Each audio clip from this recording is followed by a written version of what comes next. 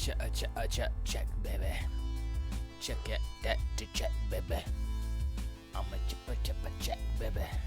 That's right, R9cast, baby. Oh, I gotta put my butt on. Hold on, get my butt going. Let me get my butt. Let me get my butt going.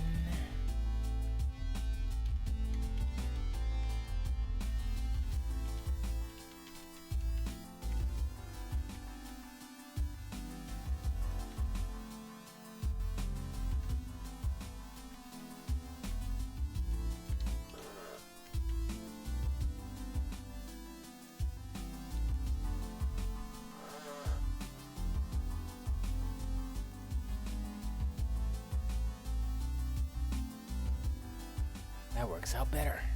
I just did something. And I changed stuff. And it works out better. I feel better. That's Willow. Yeah, I don't know. Now you know. Oh, I need to open up Blookie Blocky. Zoopy Zoppy. Totally forgot.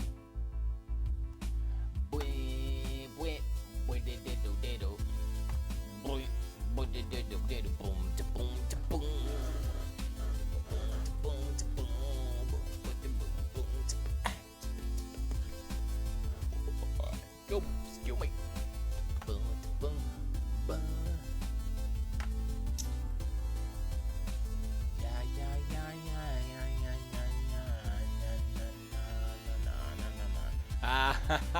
Fan interrupts BlizzCon.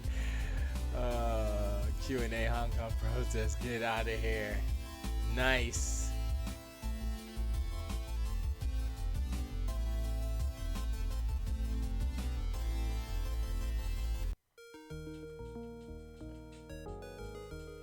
Oh, this thing is. Oh, this one. I was like, ooh. Well, at least I know it's playing the music. Nice. Jackson goes and made some promising comments. Sonic, you may not be as speedy as him as certain reasons. Time and subscreen next loop recently said. Here's this quote: "The only thing I can say is that it turned out to be really great film. It's so much fun to work on. Really great characters, really lovely, really cute at the same time. So I'm looking forward to that finish. I think Sonic definitely looks better. Yeah, he definitely looks like, yeah.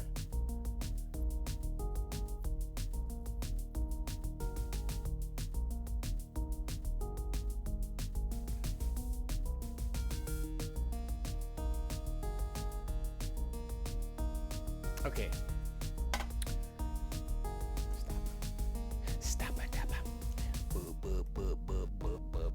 Smash. 5 minutes. I'm pressing the go button, yo. I'm pressing the go button, yo. 5 minutes till the DS RE starts. You know what I'm saying? 5 minutes until we get deep into these things. 5 minutes until the world is changed forever. 5 minutes until people understand what I've been saying for years. 5 minutes until it's gonna be formed. No, that's not true. 5 minutes. I think I blew my headphone speakers. My headphone speakers? Yes, that makes sense. What I just said. I think I blew them because they sound a little. Oh, maybe it's the microphone. Maybe not. No, I think it's the speakers. I think I need new headphones. I bought these. They're like $20 at Ollie's. They were marked down, of course. They're Bluetooth headphones from Nick Jonas. And I put them on. I'm like, what are these $20 wireless headphones gonna be like? Oh, okay, they're not bad. I mean, they're not super dope, awesome, great, but they're not hot garbage either. So I'm like, for $20, all right. They're nice, they're heavy, got a nice weight to them. Their build quality is pretty good. So what I'm saying is that I think Xbox should make these kind of. I guess I think that the EQ in them is a little off. It has some highs and some lows, but the mids are a little bit missing, or the mid highs. It's some frequencies in there that could be tweaked a little bit to make it more crispy. But other than that, it's got some juicy bass and stuff in it. Anyway, it doesn't matter. Show starting soon. I don't even have my AC on. That's how just amped up I am. 3 minutes until the world has changed forever. 3 minutes until 3 minutes.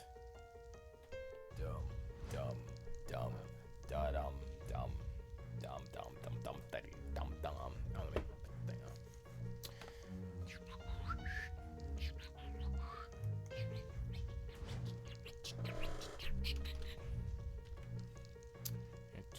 HTTPS boop beep beep. Twitch.tv/R9cast. Boop and HTTPS boop boop beep boop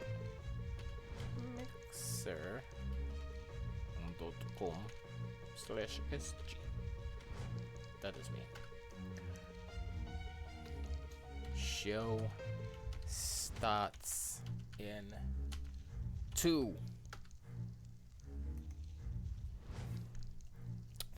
So, as you can tell, I will be talking about the Death Stranding video game that came out next Friday. Yeah. I sound like a Russian dude who doesn't know the tenses that should be used. It came out next week. Wait, what? But yeah, that's what it's gonna be.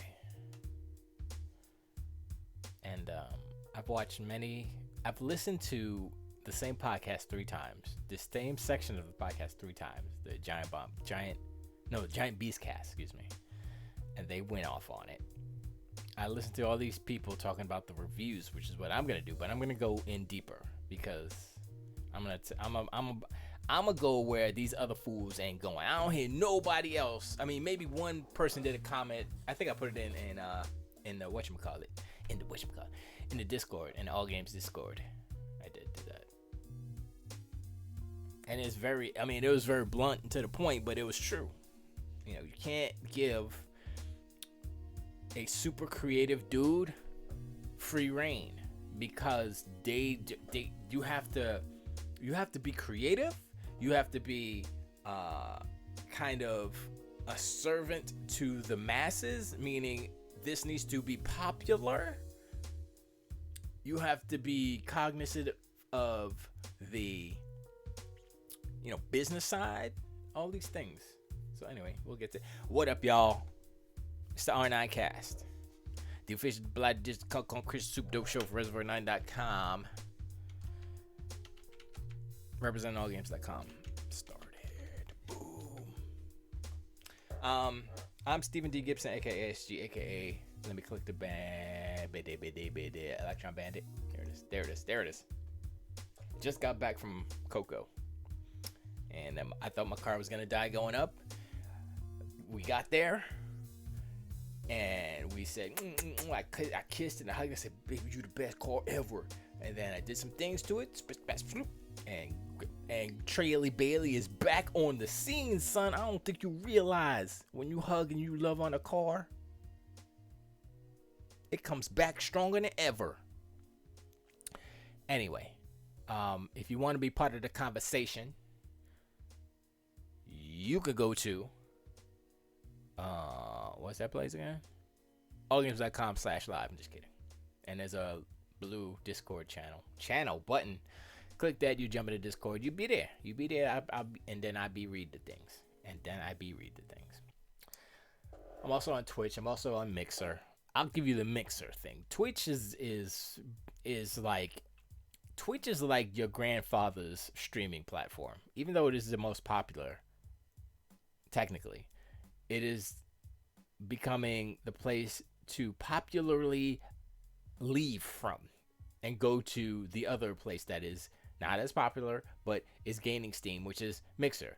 So if you go to mixer.com/SG, that is ESGEE, that is me. And give me some follows, give me some likes, give me some views, and all that good stuff. Because I want to be whatever they a member, a partner. I don't know what it is that you be, what the title is, but I want to be that. I just don't want to be the dude streaming with like half a person watching. I want to have 2.5 people. Okay, maybe 5.5. How about 13 3/4 people watching every day? And that'd be alright. I think it'd be pretty good. I think it'd be alright. What's that over there? Oh, that's my water. No, you don't want to see the water. That's better. That's not that better. I should have.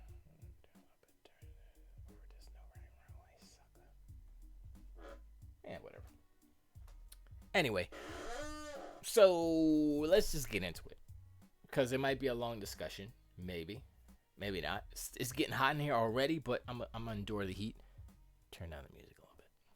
Actually, I'm gonna have to stop it, because I always turn it down and I forget to stop it, and then I'm like, oops. So the controversy. The game isn't even out yet, right? And the critics, let's see what the critics are saying. I don't even know what the critics, I haven't checked the Metacritic. I guess it wouldn't change that much more, because it's the critics. So it was 84. Whoa, 4.9. Yeah, okay. That's PlayStation.com. 4.9 out of 10? Out of 5? Get the out of here, Metacritic.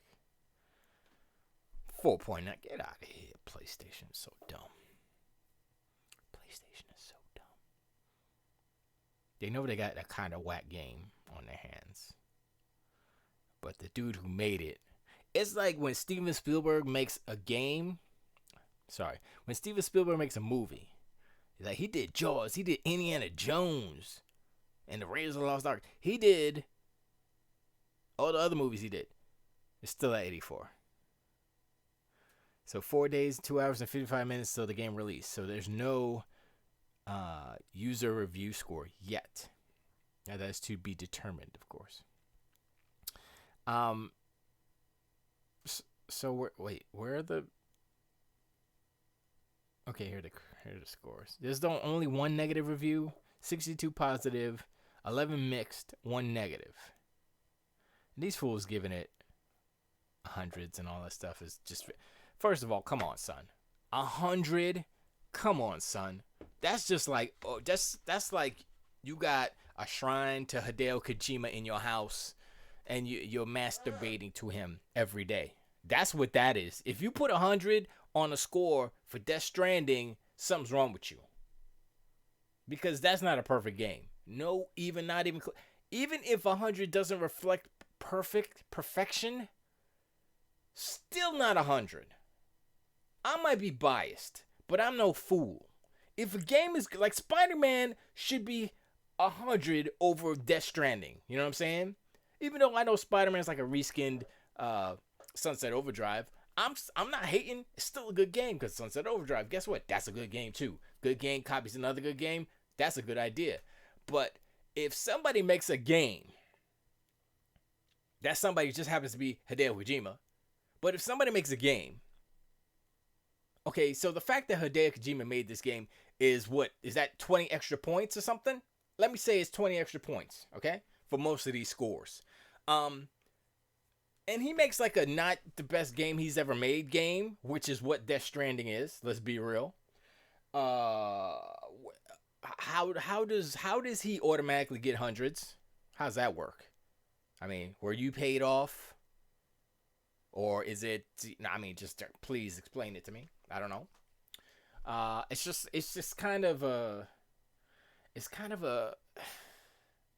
I don't know if it's, I think it's frustrating, but the thing that I like that's happening right now is that everybody is seeing the hypocrisy that's happening. And people, YouTubers, are coming out and saying, okay, something's not right. And I watched Giant Bomb, right? I watched the Giant Bomb with Jeff and Brad, and they played 20 minutes, cut up, spread out throughout an hour and 21 minutes or something like that, right? And all you have to do is look at their faces. If you look at the face of Jeff Gerstmann, if you look at the face of Brad Shoemaker while they're playing this, explains everything. And I'm like, that's it right there. They know this game is like hot garbage. They know it's like hot garbage, but since Hideo Kojima did it, since it's his game, then they can't really say, yo, this is the wackest game I ever played. Not gonna look. Okay, so I was listening to Giant Beast Cast 3 times. I listened to it because I was like, okay, not because I wanted to memorize it, but it was just their emotions that they put on display on that podcast. Is probably in video form as well. I just heard the audio, so I don't even know what they were looking like. But it was so hilarious to me. Like Dan Reichert, who is a super Hideo Kojima fan. He's like, I love all the Metal Gears. Everything Metal Gear is the best. Oh my God, I love it. Fun. I love it. And the first thing he says was, this game is garbage. He just says, I hate this game. This game is garbage. It's a perfect kind of a temperature gauge. Kind of looking at him as a super like Metal Gear fan and a super Hideo Kojima fan because of Metal Gear. And the fact that he hates this game means that, well, Hideo Kojima isn't, video gaming Jesus, B, maybe Konami knew a little, a thing or two about Hideo Kojima since he was working for them for a minute, and they kind of knew, like, yo, man, Kojima be tripping, man. We got to rein him in. Can we make this fun a little bit? Fun? Can we do that? So, like, what I'm thinking is, like, the execs at Konami, everybody's hating Konami, right? But I think those guys are what made Metal Gear good. Does that make any sense? Because when you just say, okay, Kojima, make a game, you ain't even got to worry about Konami no more because it's all you, son. It's all you. And then what happens? Death Stranding happens. And then you're like, oh, snap. Maybe we should have kind of watched him. Because, it didn't take too long to make. But, dang, son, this game is not fun. It's like, wait a second. Aren't games supposed to be inherently fun? Game fun, right? Game fun. Even if you're a professional game player, if you're playing, a sport or something, still fun. But you're getting paid too. It's challenging as well. It's work, but it's still fun. People play games for recreation and fun. People play baseball professionally to get paid and recreationally for fun. Right? Game equals fun. Should be a I should look up the definition of a game, and if the word fun is in the definition, then all these reviewers who said this game is not fun should just stop reviewing games, because if the game isn't fun, you give it a score that indicates something other than like over 50 or something or whatever. I'd say 70 just to be nice. All right. Let's look up the definition of game. I'm not gonna say a definition of game. I don't know if this is game. Noun. A form of play or sport, especially a competitive one, played according to rules and decided by skill, strength, or luck. Okay. And to a complete episode or period of play ending in a definite result. Verb, manipulate, play a video game, computer game. Okay, so there's no definition of fun. Okay, so I guess they can get away with that. I guess they can get away with the. All right, Collins Dictionary. A game activity, usually sport, fixed rules, when you get an opponent, game, part of match, tennis. I guess the emotion connected to such thing. But actually, you know what? I take that back. Games don't have to be fun. But they should be. I also watched Tim Rogers' review. All right, so a little bit backstory of Tim Rogers. Tim Rogers of Kotaku. I heard there was something going on with Kotaku, but I didn't even look into it. There's some story, but he's like a genius. He's part of Mensa, I think it is, or whatever the Gina Davis thing. The smart people group, the Smart People Society of America. But he's part of them, right? And you can tell he's like on another level. I think he's an alien, probably is. But I like his voice for some reason. It's different, and he writes really good. So his videos are like super low budget or whatever, but I mean, not really, but they're not like super high quality. Ooh, look at the camera, look at the set. I got a set. He's just like, there's like a white wall behind him, and he's just talking. Maybe there's something, and maybe he's sitting. I don't know. Anyway, you have okay. So you say Kojima is a genius. I'll say that Tim Rogers is a genius because his review, he did a review of Death Stranding, is, if you know what Death Stranding is genius. Because he did exactly what Hideo Kojima did in his review. Tim Rogers did the same thing in his review that Hideo Kojima did in his game. And I only knew this because of I listened to Giant Beastcast, and they explained it. They explained the repetitious nature of almost everything about that game. Now, I'm not saying that everything is repetitious, but I'm saying that a lot of things are repetitious that don't need to be repetitious. It's almost like Hideo Kojima thinks that we're all idiots. Now, here's the thing. Let's imagine, let's go down that road. Hideo Kojima thinks you're an idiot. He thinks you're stupid. This game is only for PlayStation 4. Right? Ergo, therefore, all PlayStation 4 players will play this game. And it's not out for nothing else yet, right? So, in closing, Hideo Kojima thinks PlayStation 4 players are stupid because he has to repeat the facts of the characters, the stories, all the things, BB, BT, blah, blah, blah, over and over and over again for 59 million hours up until the last breath of I don't actually know.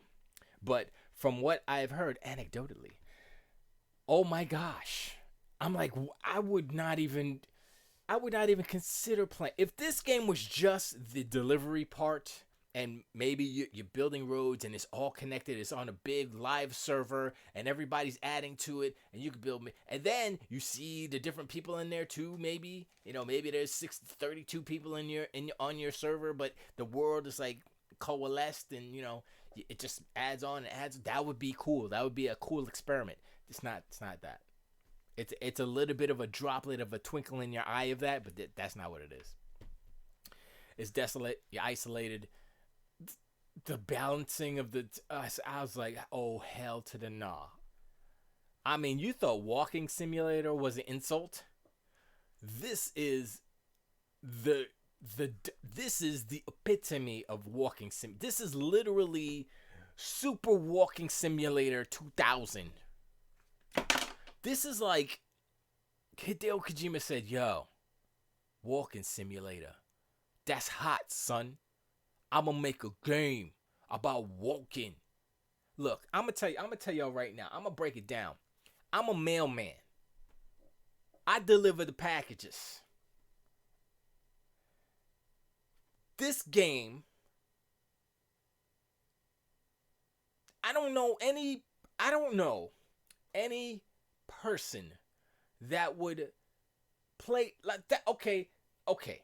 I'm sorry. I can't even describe the frustration in my brain right now because it's like who would think that delivering packages would be a fun game? And then who would think that they could make a game about delivering packages fun? Look, hey, you could slather and spread any type of dodo doo doo story over it. But if the base gameplay is, oh, I'm gonna deliver packages, then you're like, hold up, that sounds kind of whack. Okay, just to say that. Then you say, oh, but it's not. It don't stop there. You have to balance left to right, or you fall over, or your packages fall on the ground and get damaged. You got to pick them all up, stack them up again. I'm like, okay, hail to the no to the second power. How about that? Oh, but hold up, that's not. It doesn't end there. Your sneakers, your shoes, everything takes damage. There's a durability meter on your kicks. If it rains, if the rain falls, what's it called? Time fall. If time falls on your stuff, it gets corroded and it gets damaged. And I'm like, why do I want to play this? What I don't, because Hideo Kojima made it. Oh, it's going to be hot, 100%, 10 out of 10. I don't understand. I don't understand.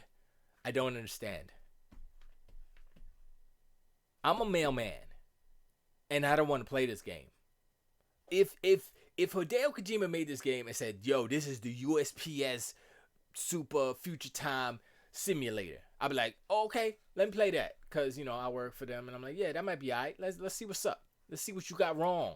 Is this what the future of the USPS gonna be like? Let me see." And then I look at him like, "Yeah, don't want to play that."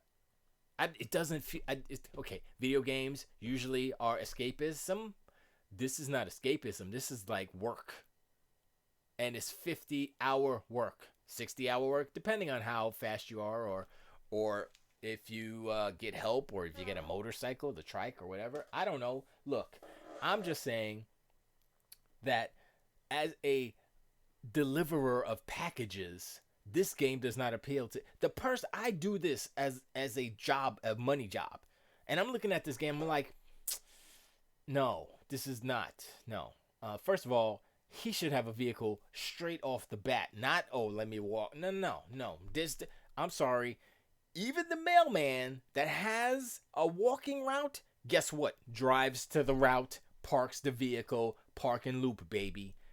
No, unless your route is within the radius of the actual post office and it's a park and loop, then maybe you don't have. No, you're still gonna have a vehicle. You're still gonna have a vehicle because you can't walk the whole. If it's 5 miles, you're not walking 5 miles without. It doesn't make sense. And this is future time. You see all the future the holograms and all. How they not gonna have just like a something better than walking? Oh, they got the robot legs now. Oh, really? You could do that, but you can't like hook up a little doom buggy or something real quick? A little go-kart? Something that's better than walking? Come on, son. Let's be realistic, man. Why would you make a walking simulator when that's not how delivery works? You see any of these Amazon Prime fools walking around with no truck? No, you see a big old truck with Prime on the side, and they go click, click, click, and they leave it on because they're not trained right, and then they go out and they deliver it, and they jump in the truck again, and they get put in, and they got AC. You know what I'm saying? That's what they do. As an expert, I would say, at delivery, this game has many flaws. One is, I highly doubt that a future that has all these technologies doesn't have off the jump bat, this whole Bridges, whatever corporation, I don't know what it's called. You got all this technology, you need to have a bicycle or something. Not this, get to upgrade it to, or somebody built the bike, so you got it now. No. Off the jump, he should have a basic rickshaw or something. Not rickshaw, doesn't make sense. Actually, it does make sense. Well, actually, it kind of does have one. But still. And I know, you're going to start off small. No, you got to, the baseline should be high. You should have a little basic vehicle, not maybe the trike or maybe, something a little less, maybe like a Segway or something, whatever. you know. And then you get like, you get a little trailer so you can carry more stuff, right? And then maybe you get a bigger vehicle, and then with another trailer, and then you get an even bigger vehicle that can go over better, more terrain, and it's faster and more durable, and you get a little trailer on top of that, or whatever. You know what I'm saying? Build it up like that, not walking. That's not how delivery works, son. That's not how it works. And that's where I'm like, how? Okay, that's the fundamental flaw of Death Stranding is they got delivery right. They got the part of the game that is the huge gameplay loop got it wrong, because it makes like, did anybody think about, oh, why? Okay, they got all this technology. Why don't they have like vehicles? I mean, they have vehicles. I seen them. There's trucks. Let's get the motors. Why doesn't he have one off the jump? That's what I'm saying. You know? Maybe there's a story explanation for it. But the fact is, if you're for real about delivery, you're gonna have a vehicle. I mean, that's it. I mean, the Pony Express, the precursor to the post office. Guess what they had? Horses. They had horses. That's why it's called a pony. They didn't walk. They never, in the history of human history, they always had vehicles. Whether it's a horse, whether it's a bicycle, always. So, right off the jump, Death Stranding's hot garbage because they got delivery wrong. Second, the mechanics seem very frustrating, which many people that I've listened to on the internet say that it is, and hot garbage, or just garbage, not hot garbage. I added the hot, excuse me. Also, boring. Sure, I've heard that. Let me go back to the reviews, because it's really interesting how. Oh, that's not the right. I guess I'll go back to it. Metacritic. It's just oh, that's an ad too. The PlayStation.com ad, 4.9. Hilarious. Give me. I mean, there's some things about Death Stranding that are cool, but conceptually, but man, 84. What did Gears 5 get? What did Gears 5 get? Gears 5. What did Gears 5? Because Death Stranding, I keep saying Hideo Kojima game should have gotten a 100, right? I mean, like okay, there's no, what? There's no results found for Gears 5? Okay. Oh, here it is. Stupid. It should be higher than 84 if this is a masterpiece. If this is from Hideo Kojima, the genius, right? He's a genius. I've heard it. I spelled death wrong. Jesus Christmas. Let me read. This is my. I don't know if I have dyslexia, but it certainly does look like I do, doesn't it? Dieth Stranding. There we go. Update. Okay, Metacritic, let's pretend that we don't know how to work. Let's see. I'm pretty sure I had you. No. Clear, and here. Come on, baby, load up. Anyway, so, actually, you know what? I'm going to load it up here. Stop playing.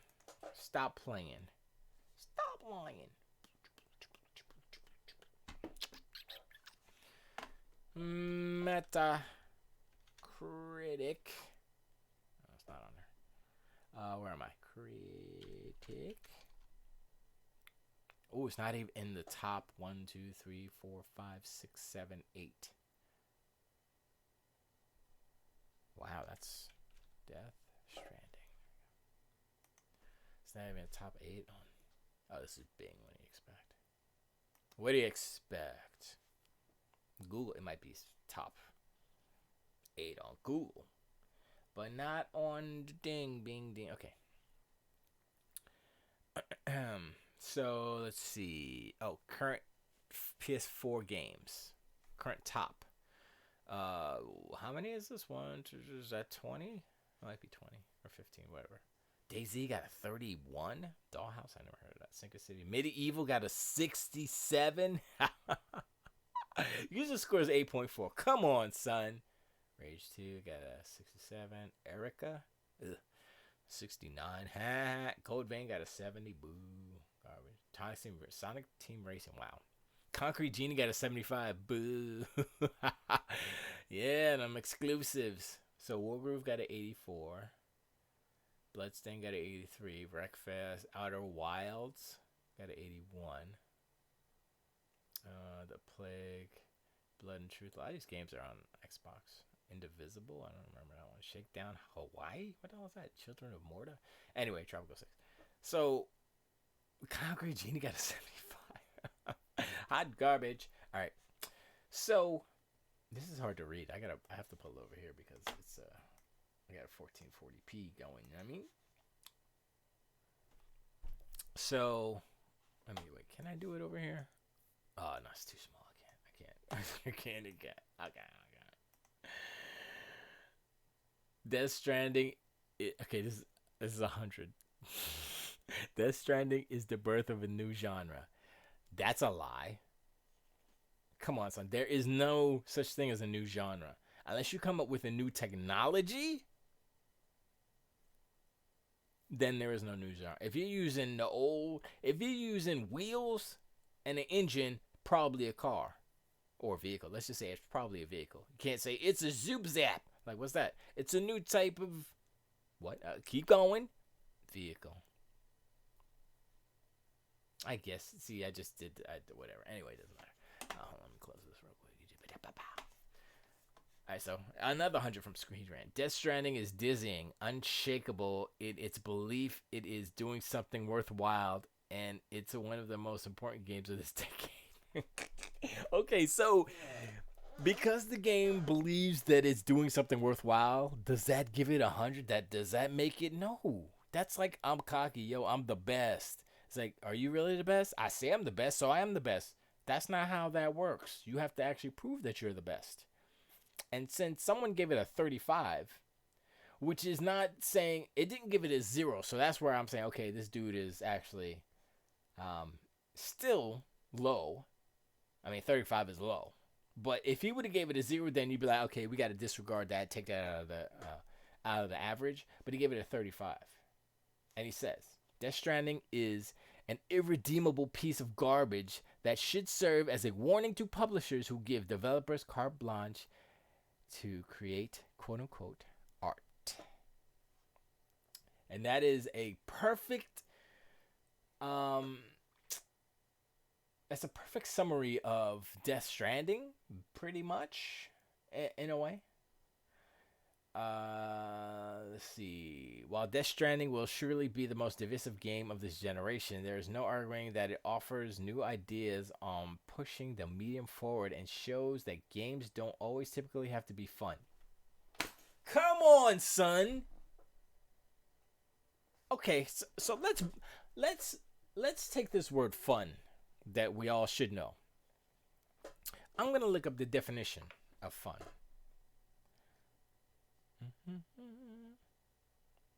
Fun. Definition. Now this is it just says dictionary. This is Google's dictionary. Enjoyment, amusement, or lighthearted pleasure. Okay. Objective, informal, amusing, entertaining, or enjoyable. Verb, joke or tease. So in this sense, Death Stranding would be an adjective. Amusing, entertaining, or enjoyable. So if the game isn't fun, then that means that Death Stranding isn't amusing or entertaining. Death Stranding isn't entertaining, or Death Stranding isn't enjoyable.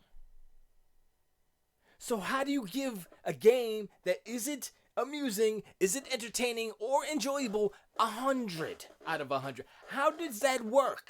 How does it? Explain to me how that not amusing. That wasn't amused. I wasn't entertained. I did not enjoy this. 10 out of 10. What? What's going on here? Okay? That's what I'm saying. It's like, it don't make sense, right? So that's the first sentence. So right now, I'm reading that and I'm like, yo, if you say games don't have to be fun to be good, is that what your argument is? No, they kind of do. Because part of good, I enjoyed it. Why? Because it was good, right? And this is the thing, right? People watch scary movies, right? And some people like scary movies, right? They enjoy scary movies. Some people don't like scary movies. They don't enjoy scary movies. They're not going to say that this movie was good, but I didn't enjoy it. No, that's not how it works. They're like, nah, I didn't like it. It's not for me. I didn't enjoy it. Okay? Not fun for me because I don't like scary movies. That's how that works. That's how the word fun works. So all these fools writing about, oh, Death Stranding's not fun, but it's a 10 out of 100%. I'm like, what are you doing? You cannot take the English language and distort it to mean something else. I understand that Trump is president and he says words and people are like, yes, that's the truth. No, the reality is we have words that are predetermined. They have meanings, okay? They have meanings. If you change the meaning of fun to mean, I don't know, what is the meaning of fun? Does fun matter anymore? You have to enjoy it. Resident Evil 7. I wouldn't say it's lighthearted, but people have fun with it. Why? They get excited. There's an adrenaline rush. They get scared. They're like, whoa, ho, ho, ho. They had fun because they got scared, because they like to get scared. That's the whole thing. So you can't say, oh, this game is frustrating. This game sucks. This sucks about it, that sucks about it, but the genius made it. But this is bad, and that's bad, and story makes no sense. But he keeps repeating it over and over again, and the BBs and the BTs and don't. There are good ideas in there, of course there are. But when your gameplay loop kind of sucks, I mean, take the gameplay loop of Death Stranding, line it up with any game that you think is 100. Does it stack? Is Death Stranding 100 if God of War is 100? Because that's what you're saying. You're saying Death Stranding is just as good as God of War. I would say you're out your mind. I was going to say damn, but I decided not to, but I just said it now. So just put it together. But, I'm like, I don't make sense. It doesn't make sense. Let's keep going down. Death Stranding is a game about connection, and it connects not only every character of the game, but also every gamer together. I'm gonna let that slide. It's a masterpiece with great philosophy. It's a masterpiece with great philosophy, thoughts, and combines great storytelling with innovative gameplay. Is that right? Wouldn't that be with great philosophical thoughts? Because philosophy thoughts doesn't. Okay, you can't even write correctly. I'm bad at grammar, and I know that's not right. Let me correct it for him. It's a masterpiece with great philosophical. I can't even say it now. Jeez. Philosophical. It's a masterpiece. Did I say it? It's a masterpiece. First of all, it's not a masterpiece. It's a masterpiece with great philosophical thoughts. Okay, who cares? Another 100 coming up. Death Stranding is unlike anything else out there right now. You know why? Because no one is stupid enough to make a freaking walking simulator. That's why. And okay, so here's what I want to see. This is what I want to see. I want to see a whole bunch of developers make walking simulators. Okay? And A, I want them to be better than Death Stranding. B, I want them to be horrible. I want both. I want someone who can actually make a fun game, make a walking simulator, like a delivery walking simulator. See, honestly, I'm thinking about it, right? I can't imagine. I cannot picture it in my mind as a delivery agent myself in real life, IRL. It's not. It can't be fun. It can't be fun. And people say, "Oh, he's a genius because it's not fun. It's work." I'm like, no. You don't come home from 40 hours like, oh man, this week is over. It's been hell at work. Let me sit down and deliver packages and get frustrated. Hell to the no. And your family's over there like, we want attention, daddy. Come here, dear. Give me huggies and kissies and stuff. No, I have to work. I'm Bridger Porter Bridges guy, and I have to connect the world of the earth. America, United Cities of America. Hell no. And here's the thing. Here's the kicker. Here's the thing that makes Death Stranding hot garbage. And whether you admit it or not, I don't care. Many people who have not finished the game. Jeff Gerstmann finished the game. Alex Navarro finished the game. Everybody else didn't. They put it in 8 hours. Abby Russell put in 1 hour. Dan Riker put in 8. Vinny and Jeff Bacala put in 8. And Vinny finished. So that's and I believe Jeff Gerstmann did he finish it? I think he did finish it. I'm actually not sure. Anyway, what the people who have not finished it said was, one of them said, not going back to it. Hell to the no, this is garbage. That was Dan. Second person said, I might go back to it maybe, but I got other stuff to play. Abby Russell says, after an hour or two, I felt like I needed to be playing something else. That means that your game is hot garbage. If the person actively playing the game has an epiphany and says, oh, snap, this is not fun, so I think I'm going to play something else. That's not a good game. How was that a good game? I'm sorry. Y'all can't spin this. Sony fanboys need to kick rocks on this one. 84 should not be an 84. This should be 75 right next to Concrete Genie. I would bet you money Concrete Genie's more fun than Death Stranding. That's what I'm saying. I bet you Abby Russell said, F this, I'm going to play some Concrete Genie because it's more fun. Come on, son. It's still hundreds. Still hundreds. Like any genre-pushing work of art, Death Stranding is sure to be divisive. Look, if you have to put a caveat as your first sentence, you know the game isn't 100. I'm sorry. It's just, that doesn't work that way. It's like I look at Memento, right, as a movie, and I'm like, yo, that's a good movie. It's not 100. It's not a 10 out of 10, but it's good. I would say middle 8s, high 8s. 9 at the most, But you can't, I can see, I can look at, the Avengers movies, the Marvel movies, or Memento, or, Christopher Nolan movies or whatever, and say, okay, not everybody's going to like this. Or not, that's a given. That's how the earth works. That's how our society works. Not everybody's going to like everything, da-da-da-da. So, I'm like, okay, if everyone doesn't like this, I like it a lot, so I'm writing this as my opinion, blah, blah, blah, right? That's fine. But if you're writing a review and you put the caveat that this is going to be divisive, then already your 100 is kind of null, even though it is your opinion.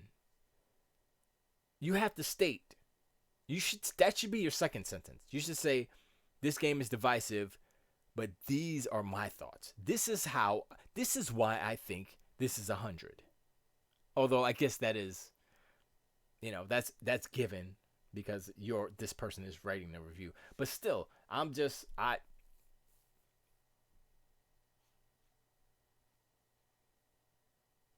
okay, let me see the second sentence. It's huge, innovative, and utterly unashamed in what it wants to be. Kojima Productions is heavy-handed in its implementation of modern political themes, but they tie into the narrative and involve the player in ways that feel compelling. That doesn't sound... I can't with these. If there's one game you should play this year, it's Death Stranding. It's a system seller, and I love it. Okay, this person's out their mind. I'm not even gonna say that. Push Square. Let's see what they have to say. You know it's gonna be 100. Following years of mysterious anticipation. Excuse me. Death Stranding delivers on all fronts. That's not true. An accomplished, fascinating set of gameplay mechanics. Okay. Allow you to make deliveries the way you want to. Okay. Oh man. While social features let the game live on once you put the controller down. That's the best part of the game is those social features. That's it. Everything. Look, you could make any game, and if you have those social features where it's building or helping or leaving stuff for the extra player, put it in a first person shooter, put it in a driving game, it would be dope in any game. So you're taking a hot garbage game, whack mechanics. I'm not saying that mechanics are garbage. I'm saying they are whack. They work, but don't want to play. Who wants to play Delivery Man in the game? Who wants to play the Postman in the game? Who wants to play what was the other one? Encumbrance. Encumbrance the game. That's what this is. I'm like, somebody said that. I can't remember. It's bad. We got this covered. Like any genre pushing, I just read that, didn't I? No, I didn't. Genre pushing work of art. I could have swore I just read that. I guess I did. Unflinching vision of director and his breath of fresh air and the industry increasing only to swing to. No, that's not.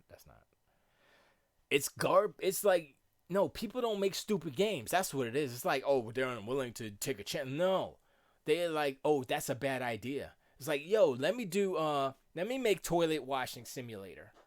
And it's gonna be real. You gotta change your clothes. You gotta make sure you unlock the door. I'm like, yeah, I don't think I want to play that. But you know what? Honestly, I think that'd be more fun because they would make it more fun. It'd be like like an Octodad physics, like you gotta get the key in the hole and you can't. They would make it fun. But this ain't fun. Death Stranding is nothing like I ever played. Beautiful, heart-racing, heartbreaking, frustrating, epic, stunning, and utterly nuts. I laughed, I cried, I cursed, I went to the toilet an awful lot. Death Stranding isn't just my game of the year. It's contender for the game of the generation too. Man, these mother flowers are so... That was the 6-axis. So hyperbolic. And the thing, Dan Reichard, he said he didn't want to be hyperbolic, but he said this sentence, I'm paraphrasing. He said that Death Stranding was, after playing, he was like, I think he said it was the worst game he had ever played or something, because he's a super fan, right?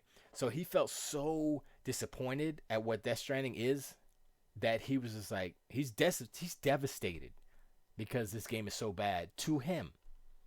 And when you're looking at it in the eyes of a Hideo Kojima fan, super fan, Hideo Kojima super fan, Metal Gear super fan, Metal Gear Solid super fan, and he's like, this is hot garbage.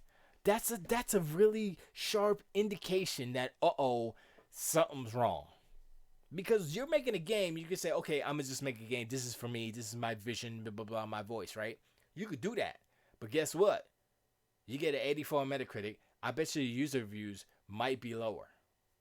I'm gonna bet that they're gonna be lower, because usually it's the other way. Like the critical reviews will be higher or lower, and then the user reviews will be higher because they want to push it up.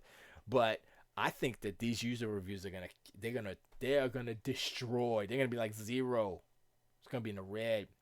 Death Stranding is a story of rebuilding America by connecting people far and wide. Stealth exploration, combat, inventory management are all necessary in order to succeed. With a fantastic cast, incredible set pieces, and an engaging story, and Kojima's brand of incredible, enjoyable, crazy, you won't want to put your controller down. Still on the hundreds. Got about 4 more hundreds. No, 3 more hundreds. Death Stranding does belong in an art gallery more than it does sitting on consoles to more traditional games, quote-unquote games. So wait, okay, so this is not fun, and it's not a game. It's almost like I'm living in a bizarro world where people are talking about games like they're like it's a movie. If Ebert was still alive, yes, If he was still alive, he would say that Death Stranding is not art because that was his take on video games. He did not believe that video games were art. So there you go. As I sit here to write this, I am fully convinced that there are going to be plenty of reviews from my peers that veer to the other extreme as far as their scores go. And fair enough, because as a game, Death Stranding doesn't do much. Wow. Okay, it is a game. Let me finish. But as a work of art, Death Stranding is something mesmerizing, intelligent, and powerful, and we never see this kind of work within a big budget blockbuster space. This was a rare treat to play. I rather like this new look independent coach. Okay, so Death Stranding isn't a game, it's an experience. And okay, so I would say this. Death Stranding shouldn't be a game. Death Stranding should be a movie. Kojima should have made this as a movie, period. It might have been more interesting as a movie, honestly. If you think about it, right, it'd be like, okay, I'm what the heck is his first name? Porter Bridges? Johnny Porter, whatever his name is. He's the star. And then there's the other lady who eats the worms and all the stuff. And then there's the bad guy, Troy Baker, and then whatever, and the Death Face Man or whatever his name is. You know, you got all the characters, you got the set piece, you got the environment, and you could be like, it's a road trip. It's a road trip movie. All right, yo, you have to deliver this important package to da da da da, right? And then you get there, it's like, oh wait, they're not here anymore. What's going on? And you run into some other rebel people or whatever. But it's easy to make this into a movie, more so a video game that sucks, because that's what this is. This reminds me of a movie adaptation of a video game adaptation of a movie, where they were like, oh man, we got this movie, we got all these stars, this is a cool movie, yeah, it's cool, let's make a video game. And like, well, what would it be about? I don't know. And this is what it is, a walking simulator.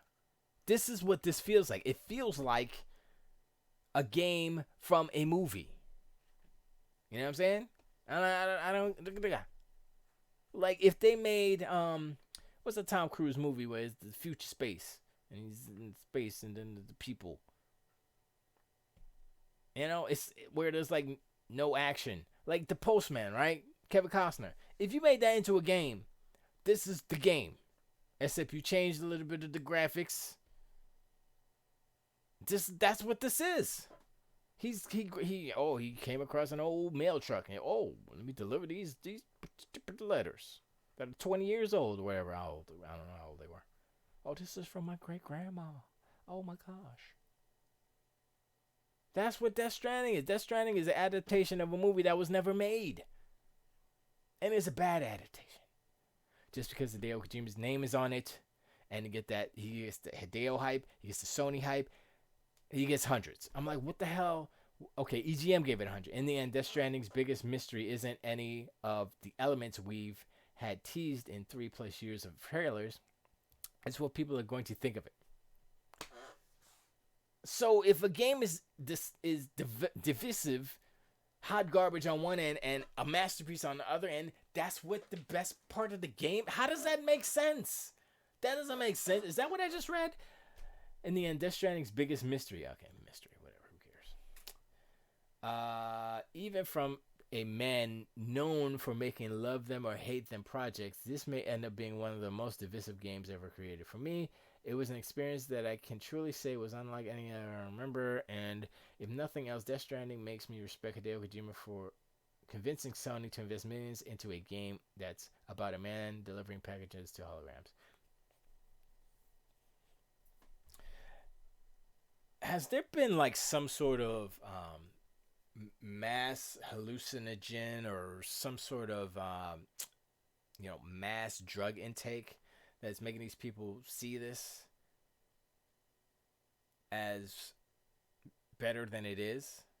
I think I'm tired of reading these. I want to read like really bad ones. Let me see, where's the bad stuff? Let's go down here. All right, so there's some in progress. Kotaku, every inch of Death Stranding teams with meaning and implication. Even the stupidest and most pretentious developments build to create a multi-layered game, one of the numerous potential points of attack to analyze. It's a story about fatherhood. It's a broad dig at the gig economy. It's deeply concerned with upcoming environmental disaster and American politics. Okay, I get that, though. I get that. Mashable says, Death Stranding builds a complex, surreal world, and it's hard not to marvel at the... Okay. Polygon says, Death Stranding feels like two games in one, designed for seemingly opposite audiences. One is a wholly unique open-world adventure with asynchronous cooperative multiplayer that allows me to feel like I'm part of a community building a world from scratch, and the other is a long, confusing, deeply strange movie. Exactly. The former is pulling most of the weight, but they share equal screen time. And like a steamer trunk full of sperm. Steamer trunk. Okay. It's impossible to separate the good from the bad. It's all in the same box. That's a pretty good analogy.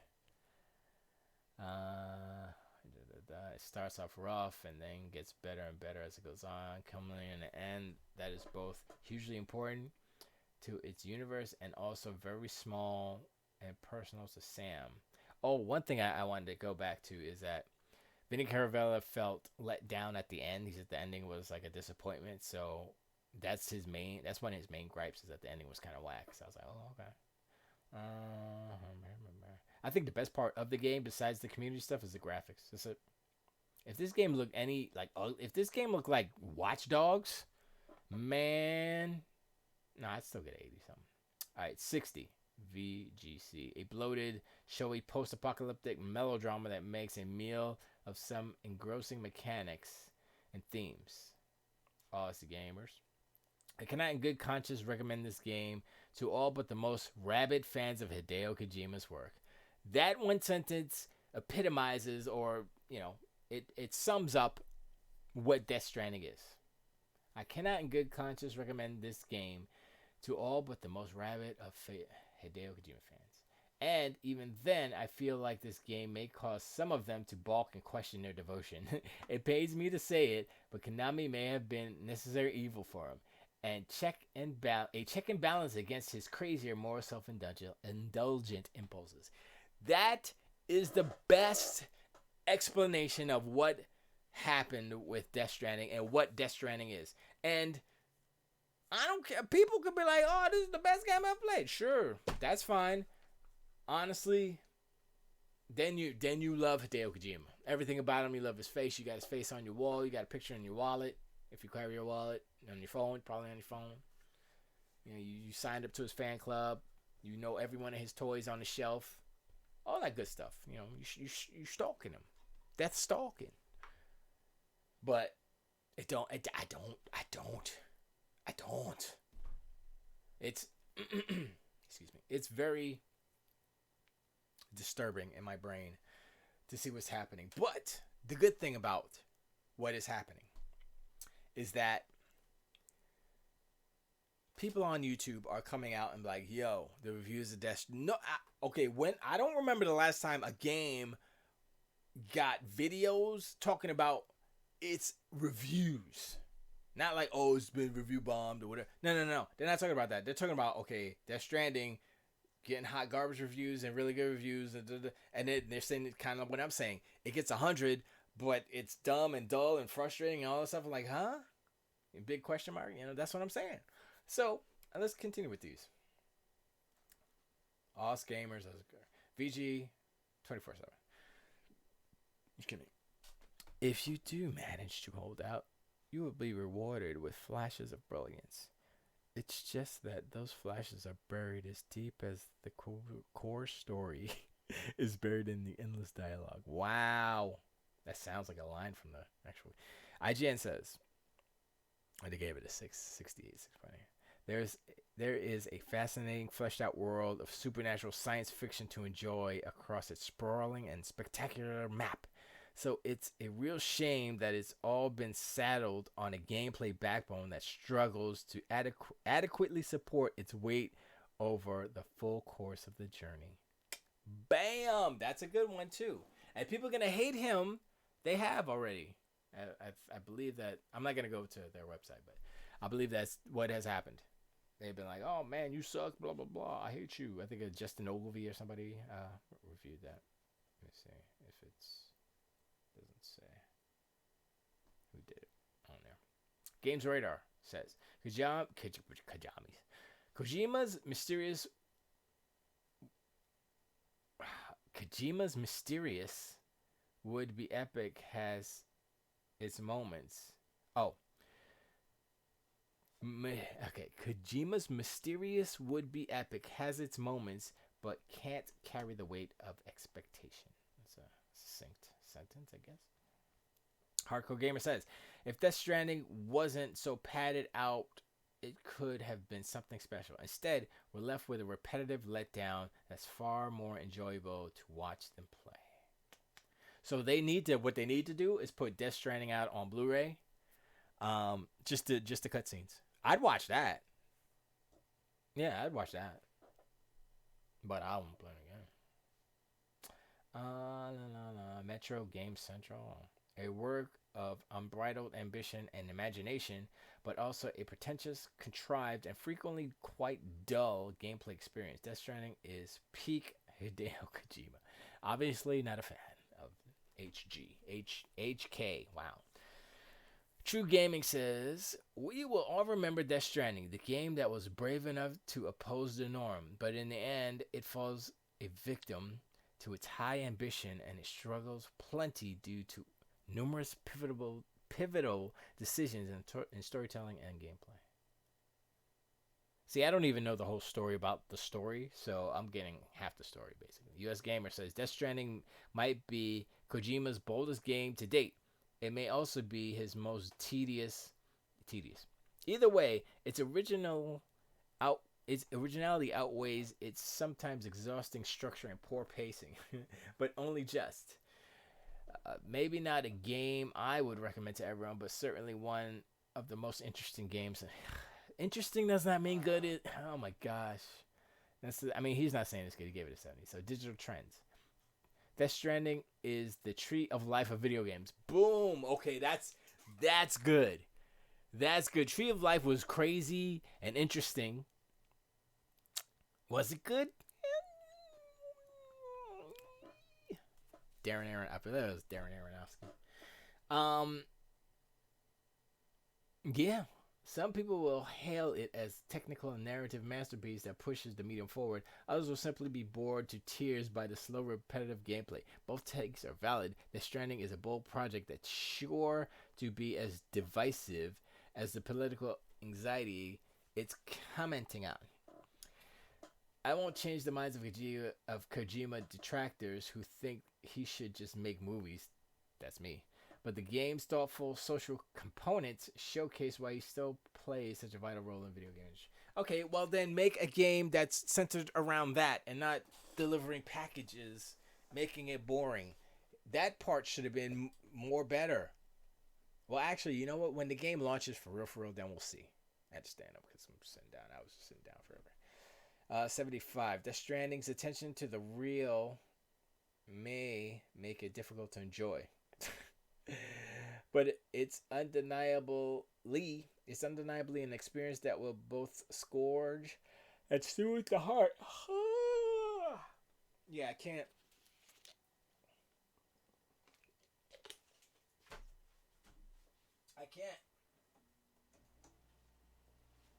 This game doesn't make any sense.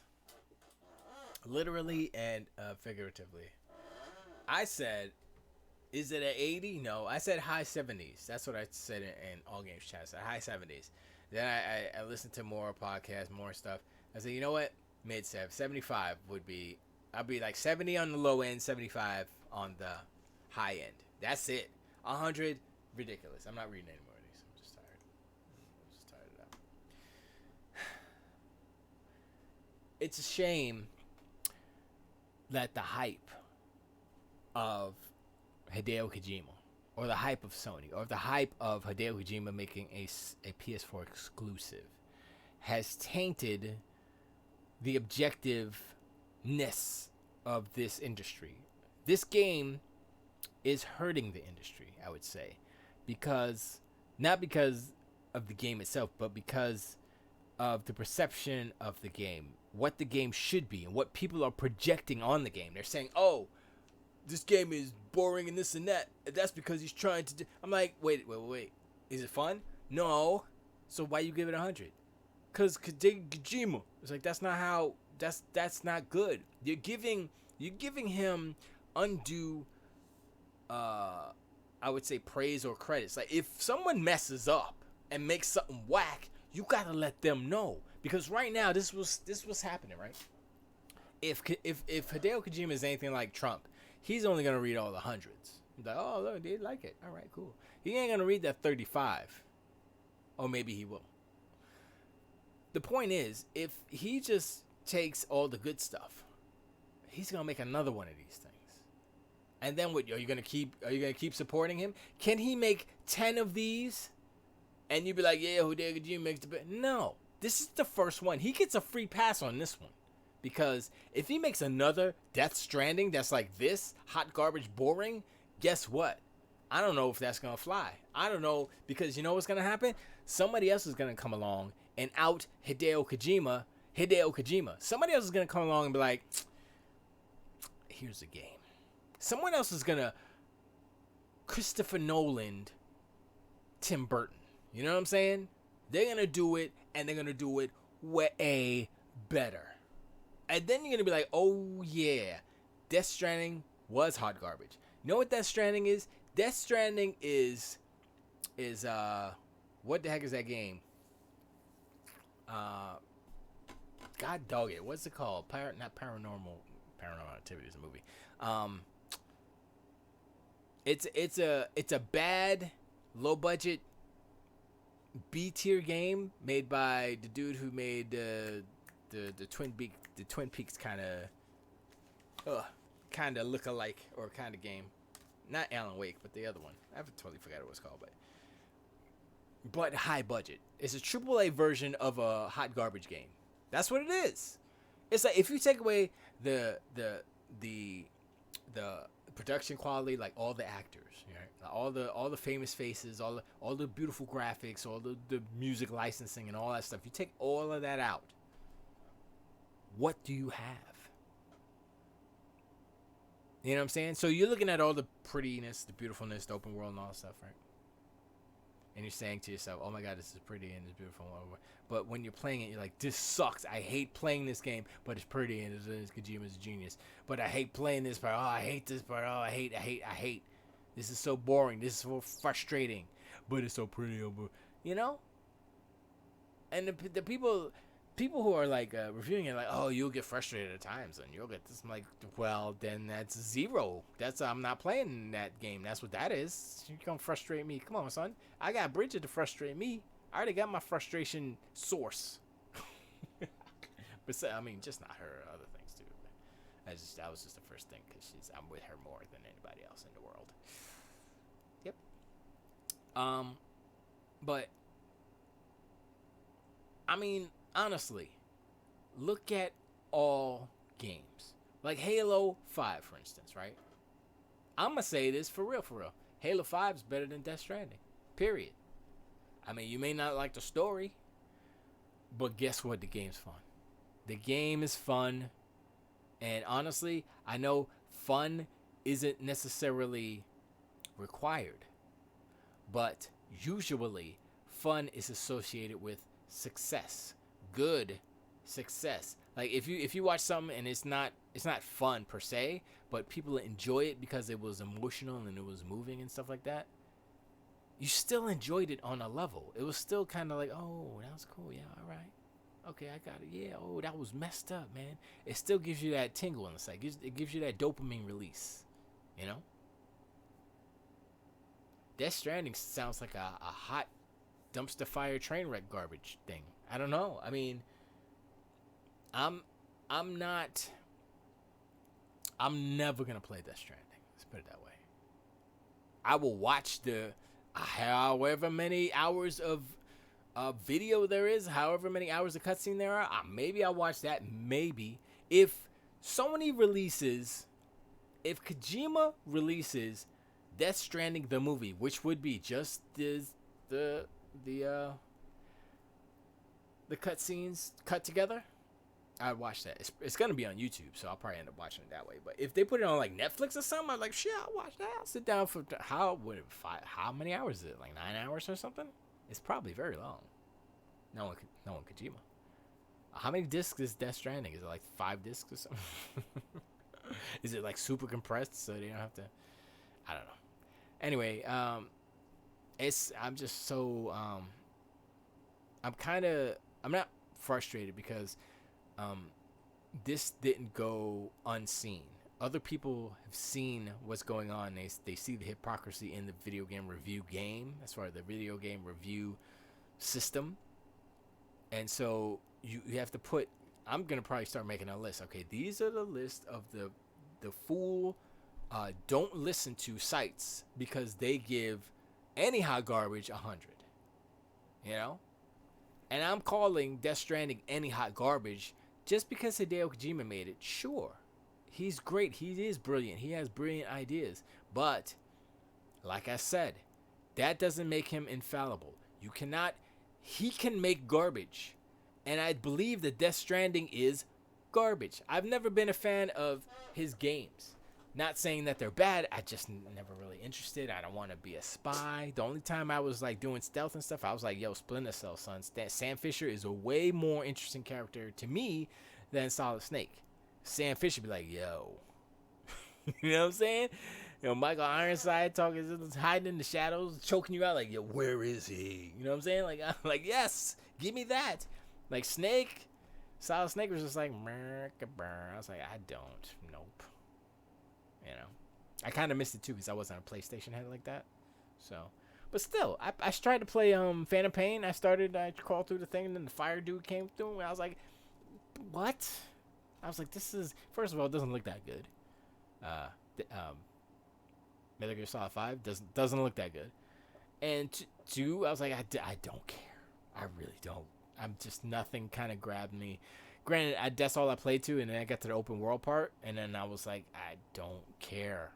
I was like, I don't know what to do, and I don't care. I didn't care so much that I didn't care to pay attention to realize what I had to do. So I was like, whatever. Click, clack, snick, snack, I'm out of here. And honestly, I would play, if I played Death Stranding, I wouldn't play it to complete the story because I'm going to watch that on YouTube anyway, right? So what I would do is I would play it to build the society greater and grander. And I think that's where the brilliance in the game, I think that's where the hook is in the game. It's like, okay, if you do these things and you upgrade this and that, and then you can build a nice road, you can build some vehicles, maybe you build some bigger facilities, and maybe there's a gas station over there, or well, there's the road. There's a charging strip in the middle of the road. But, you know, it's just like, there's super dope ideas. I'm like, yo, that'd be dope if you do. It's kind of like he took like Astroneer and took like, oh, let me take a little bit of that, boop, boop, boop, boop, boop, and put it in my game. That's what it feels like. So I'm like, okay, give me a game, Death Stranding, that has the dope graphics. Death Stranding, some of the best like design as far as what's the word I'm looking for? Objects? No, that's not it. Industrial. There's industrial design, whether it's the vehicles, buildings, suit, everything. Industrial design covers everything. All of that, Death Stranding, right? I'm like, yes, okay. And just, so this is what you do. You take all those pretty graphics, industrial design, the building mechanics, the community mechanics of it, make Astroneer. That's what you need to, because all that other, I don't care about the story. You keep that. Make it America. Who cares? You can keep the landscape. Just connect all these things. It's really about that system of creating the road, and then you build a vehicle, and you can use the vehicle on the road. You drive in the middle. You get charged. It doesn't drain your battery. All these little different, build the bridge. You can add stuff to the bridge. Add songs to the bridge. It's all kind of cool stuff, and it's all community driven. I'm like, yes. There, I see the little glimmer in Death Stranding's eye, but then it gets distracted by the script over here, and then it's like, oh, okay, and then you're sitting there for however long the cutscenes are. Then you got to go walking, and you're like, the walking part, no, that's not the fun part. When you're in Astroneer and you're running around, the fun part isn't running around. The fun part is connecting and building and doing all crazy physicsy stuff. Although running around is okay, but it's not that. It is the least. But once you get in the truck and Astroneer, and you put your little solar panel on, so you don't get, and you got an extra back. It's kind of cool. All right, let's go.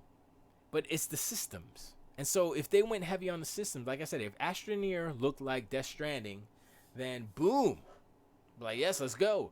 But Death Stranding is like, okay. GC says, hold. You do a show to bag on Kojima, yet you didn't do one to call out Microsoft for lying about the graphics in Crackdown 3 or missing multiplayer at launch for Crackdown. You didn't do a show to talk about Gears 5 84. Oh, wait, Gears 5 has an 84 Metacritic, and so does Death Stranding? So you're saying Gears 5 and Death Stranding are the same? Are just as good? Wow. This is the top 3 Microsoft franchises, and you're saying anything bad about it. Gears 5 was actually more fun, GZ. Oh, I'm just saying, fun is part of the games I like to play. I like to play games for fun. And so since this Death Stranding isn't fun, this is very contentious. It's not just me. You go on the internet and you'll see a lot of people talking about this. How people are saying, "Oh, this game is boring, not fun, frustrating." 100. I'm like, what are you doing? That's what I'm saying. I'm saying that the I don't want to call it hypocrisy, but it kind of feels like hypocrisy. It's like, okay, you're saying that the game is kind of hot garbage. Paraphrasing, you're saying it's not fun, it's boring, it's frustrating, it's all these things, but you're giving it 100. How does that work? And how is the industry, well, I guess it isn't because they're pointing it out, but how is the industry allowing this to happen? How are you looking at these video game outlets for reviews, and are their reviews worth anything anymore? I don't think they are, because you got to be real. You could love the game, but you can't say, is this, that, and because I've never heard anybody say, oh my gosh, unless you're a masochist, sadist, a person who likes abusachist or something, because that's what I'm like, yo, if you like to get beat, if you like to get whooped, and you love it, then you're going to love Death Stranding. It's like, okay, don't like those things, so I guess I'm not going to love it. Look, GZ, I'm just saying, the number one fanboy on the internet called this game garbage. Not me. I didn't. Nope. I didn't. The Joker movie isn't fun either. Yet we understood art and creative freedom. You don't have fun in The Last of Us killing people. It's part of it. You're not understanding. GZ. It's about enjoyment. I read the definition of fun. You want me to read it again? You must have missed that part. Fun. This is an adjective because it is describing what Death Stranding is or is not. Amusing, entertaining, enjoyable, right? So, I did the analogy. Horror movies to Tedekin are enjoyable, entertaining, amusing, because he's crazy. Some people like that stuff. Some people like horror movies. That's why they like them. Yeah. Some people like shooting people in the face with arrows. It's fun. It's fun because it's amusing. It's entertaining. It's enjoyable. If a game is frustrating, frustration does not equal enjoyable. Enjoyment. There's the word. Frustration. Joker movie. Joker movie was enjoyable because it's a character movie about the descent into Jokerness of Arthur Fleck, right? So it's a journey of this character, right? And it gives you, it's like, oh, at the end, oh, is it all in his head? Oh, it's like you got questions like, yes, okay, that's cool. But it doesn't have frustrating mechanics where you're like, I hate this part of this 50-hour game. This is about 29 hours of this 50-hour game. I hate it. This is frustrating. That's why you don't get 100. You get, okay, this is 50% is frustrating. 50% is great, intriguing, beautiful. Give it a 50. Split it right down the middle. You don't give it 100. That's my whole thing about this thing. You don't give it 100. Like Gears 5 was good. I haven't even played the multiplayer. And that's the best part of it. But I played the single player. I was like, I like the things they did. Some parts could have been better. I think they touched on some stuff that they could have elaborated on. So you give it an 84. I'm like, I'm fine with that. That sounds about right. I mean, fanboys were like, no, I need 100. I'm like, no, I wouldn't have gave Gears 5 a 100. Hell no, it's not a perfect game. I don't know what is a perfect game that gets 100. I would say God of War. I haven't even played God of War. I saw the ending. I saw the beginning. I saw a lot of it. I know what the mechanics are. I saw the whatchamacallit, Earth Snake or whatever his name is. I forgot the Lake Snake. I totally forgot his name. And I saw the dragon fight where he's in the caverns. I was like, all right, okay. Yeah, that might be 100. High 90s. Because, it has all the elements. Like the gameplay in God of War, it's not frustrating. It's like fun. Maybe it's a little bit repetitive. Maybe the menu's a little bit but it's not like it's Death Stranding. Witcher 3 is the closest to 100. Not saying it is. The Witcher 3 is the closest to 100. Witcher 3. Witcher 3 is good, but I think the movement of the character, I think they improved it. They did some updates on that. They did some patches on it. But Witcher 3 is good. I think you might be right. Witcher 3 is close. But I think well, like God of War, as far as production, I think production value, God of War is better, but it's a narrower, more focused game. Witcher is more wide open.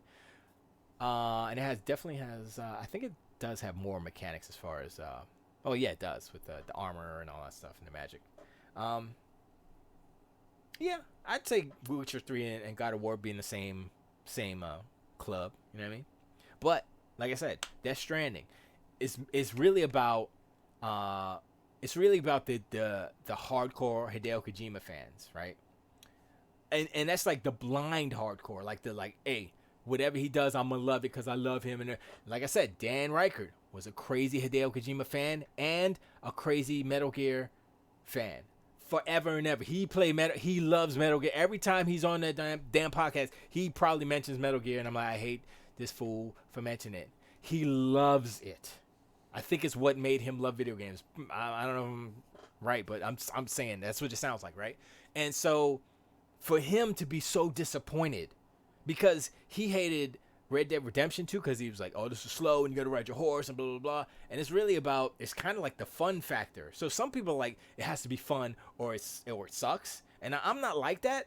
But what I'm saying is that all these people out here giving it I'm like, yo, I can't. I'm even knowing all the things that I know about Death Stranding, watching hours of footage of Death Stranding, from different people doing their 20 minutes, hearing what they're saying about Death Stranding, understanding. The only thing that I'm missing from all the coverage of Death Stranding is the actual ending, that the back half of the story, And so I'm interested in that. I'm intrigued in the actual story itself, but as a game, it's not 100.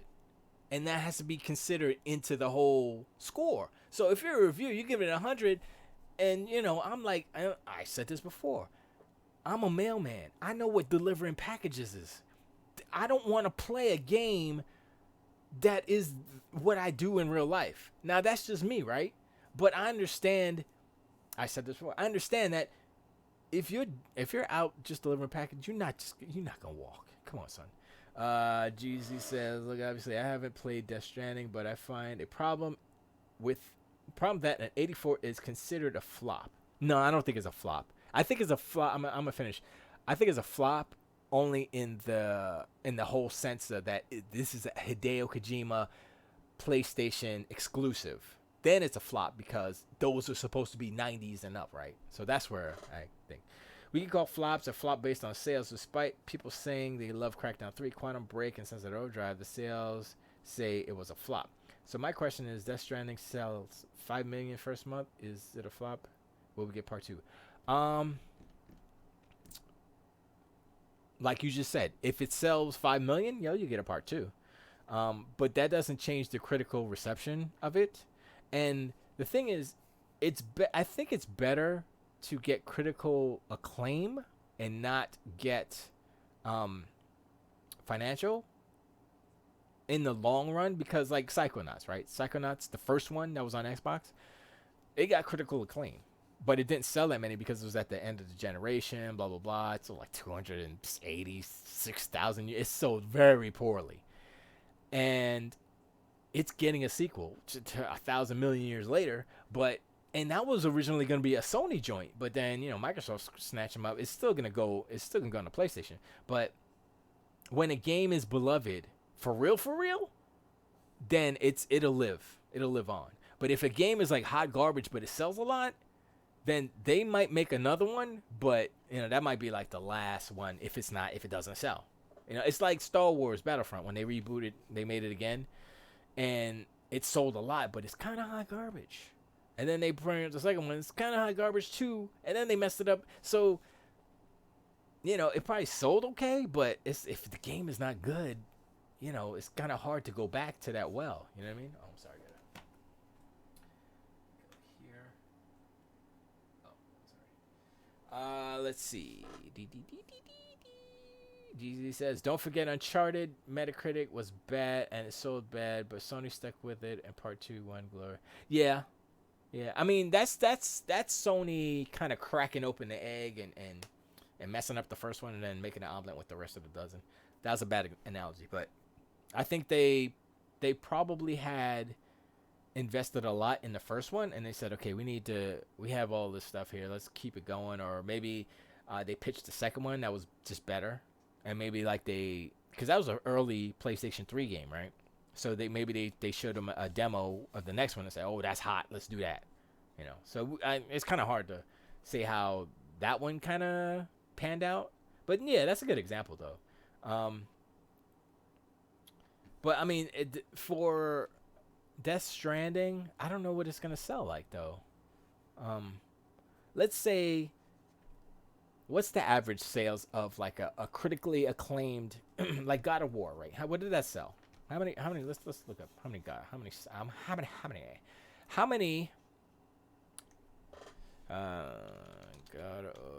of War sold copies. So God of War sold more than 5 million copies, and the first God of War sold 3.1, I guess. This market fastest and exclusive generation. We call that during its first week in the market. God of War. Okay. Oh, the first week it sold 3.1, and then it sold 5 overall. I think they stopped counting. That's about it. That sounded right. I was gonna guess that, but that sounded right. Yeah. All right. So let's say 5, right? So if 5 million is what, this is the best game on the PlayStation. The best game forever ever until 5 comes out. PlayStation 5 comes out, but this is it. From the beginning of the PlayStation 1 to now, this is the best PlayStation game, God of War. And I would arguably, yeah, that's it. 5 million copies, right? First of all, the PlayStation had almost 100 million at that point, and they only sold 5 million copies. That's not a lot of copies. I'm just saying that's 5% around, maybe a little bit less. So if Death Stranding is so divisive, then we could divide that number pretty much, right? We could divide it, I would say, in half, but that wouldn't be fair because there's some people who want to play it just to know how bad this is. Let's play this. So they're going to spend the $60, right? So let's say I give you 60. I give you 60%. Buy it. 60% of the 5 million. So half is 2.5. Another 10% of, so it's 3 million basically. I think that's the math. That's right. So 3 million copies of Death Stranding sell. Is that success? I don't know if that is a success for Sony. And the fact that they're not publishing it on PC is kind of a like, huh? Why? What's up with that? GZ says another franchise that got reviewed wrong, in my opinion, was Order 1866. Didn't complain about the mechanics. There were no bugs. People were mad it didn't have multiplayer or campaign co-op, so it got bad reviews. Yet fans want a sequel. But those are you have to look at video games. What are other games doing? If you got Gears of War and you got Halo and they're doing co-op and multiplayer, well, probably the best on console, and you come up with a shooter and it doesn't have those things, guess what? The fans are gonna be like, "Yo, I'm playing Fortnite and this is better than well, that wasn't out. Was it out? I don't even remember. I'm playing Halo. Halo's better than this. I want to play with my friends. Why can't I play with my friends? That's the thing. So you got to look at the video game industry, what they're doing. It's like VR. Like VR is hot, right? If you come out with a game, and okay, that's about it. I'm not even gonna finish that because it's not even out. Not even good. Not even a good analogy. But yeah, if the public wants something and someone does it well and gives it to them, it will be a success. So when you come out with a game where other games have done multiplayer and co-op well, and people love it, and you come out with a shooter that doesn't have that stuff, it's like, yo, what are you doing? That's like putting out a driving game that doesn't have in cockpit view. It's like, yo, what? How come I can't drive inside the cockpit? This game is hot garbage. It gets low reviews because you don't have the basics of what a shooter should have. Third-person shooter should have these things. Tick, tick, tick, tick. And if you don't have some of these ticks, you get less points. That's what happens. So, I mean, a lot of these franchises that you're talking about, Sony exclusives, whatever, they look good. I'm like, yo, that look good. There was a repetitive nature of 1886 with the werewolf and the little cutscene thing. I was like, oh. I was watching a video and that thing popped up again. I was like, again with the werewolf fight thing? Okay, I'm done. But no, the games look beautiful. Death Stranding looks beautiful. I'm like, yo, that was a good looking game. Even if it's not truly 4K, I'm like, they're getting away with some stuff. I don't know what kind of voodoo magic that Sony's doing over there, but it looks good. I mean, you could kind of tell something like, okay, it's a little soft. You get that little softness because I'm playing Outer Worlds on the Xbox One X. Man, that's a crispy game. I'm like, damn. I thought, cause it's like a Bethesda game. It's like it's like a Fallout game. If like Fallout was fun and they made it for me, and I'm like playing it. I'm like, yeah, this feels like a Bethesda game. If no bugs, yet 0 bugs. I've had 0 bugs, and graphics good, way better. I'm like, yeah, okay. And so I totally lost my train of thought, but I'm just saying that the pretty, what was my point when I the 4K, the crispiness of Outer Worlds is kind of a little bit of a peek into the next generation, because a lot of this generation has been except for I think Xbox exclusives, or I guess studios that Microsoft currently or recently bought, haven't really taken advantage of the Xbox One X's power, the 4K-ness of it. Like, Forza Horizon 4, beautiful. Gears 5, beautiful. Actually, I'm going to say Gears 5 looks good. I think Outer Worlds looks better art direction-wise, because, like, Gears 5 has, like, that destroyed beauty, and some parts look good, but some of it's like, it's, So, like I said, 84, that's fine. It's fine. But Outer Worlds, I'm like, yo, why does this game look I mean, the one thing, the detrimental thing about Outer Worlds, and that's because of the limitations of this generation, Sony side and Xbox side, is that the loading screens are so long. I'm like, oh god, if this was solid state, if we were in the solid state, GC, man, it would be so glorious, because it would be like, you press the button, cling, boom, you're on the ship, boom, you get out the ship, boom, you're outside. It's like, you got to load to get in your ship. And I was like, this is like 10 seconds. What are you doing? Actually, I didn't count it out, so I don't know if it's 10.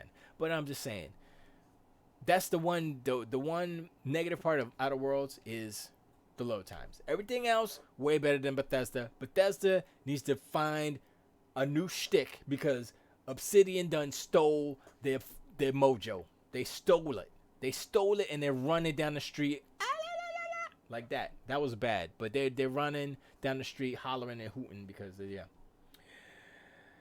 Jesus says, yeah, the low screens killed me playing Metro Exodus. That has that same thing. I didn't realize how much I hated load screens until, that's not true. I was playing Shenmue 2 on the original Xbox. Oh my Jesus. And okay, That was bad. But the Dreamcast original Shenmue, oh my goodness. What?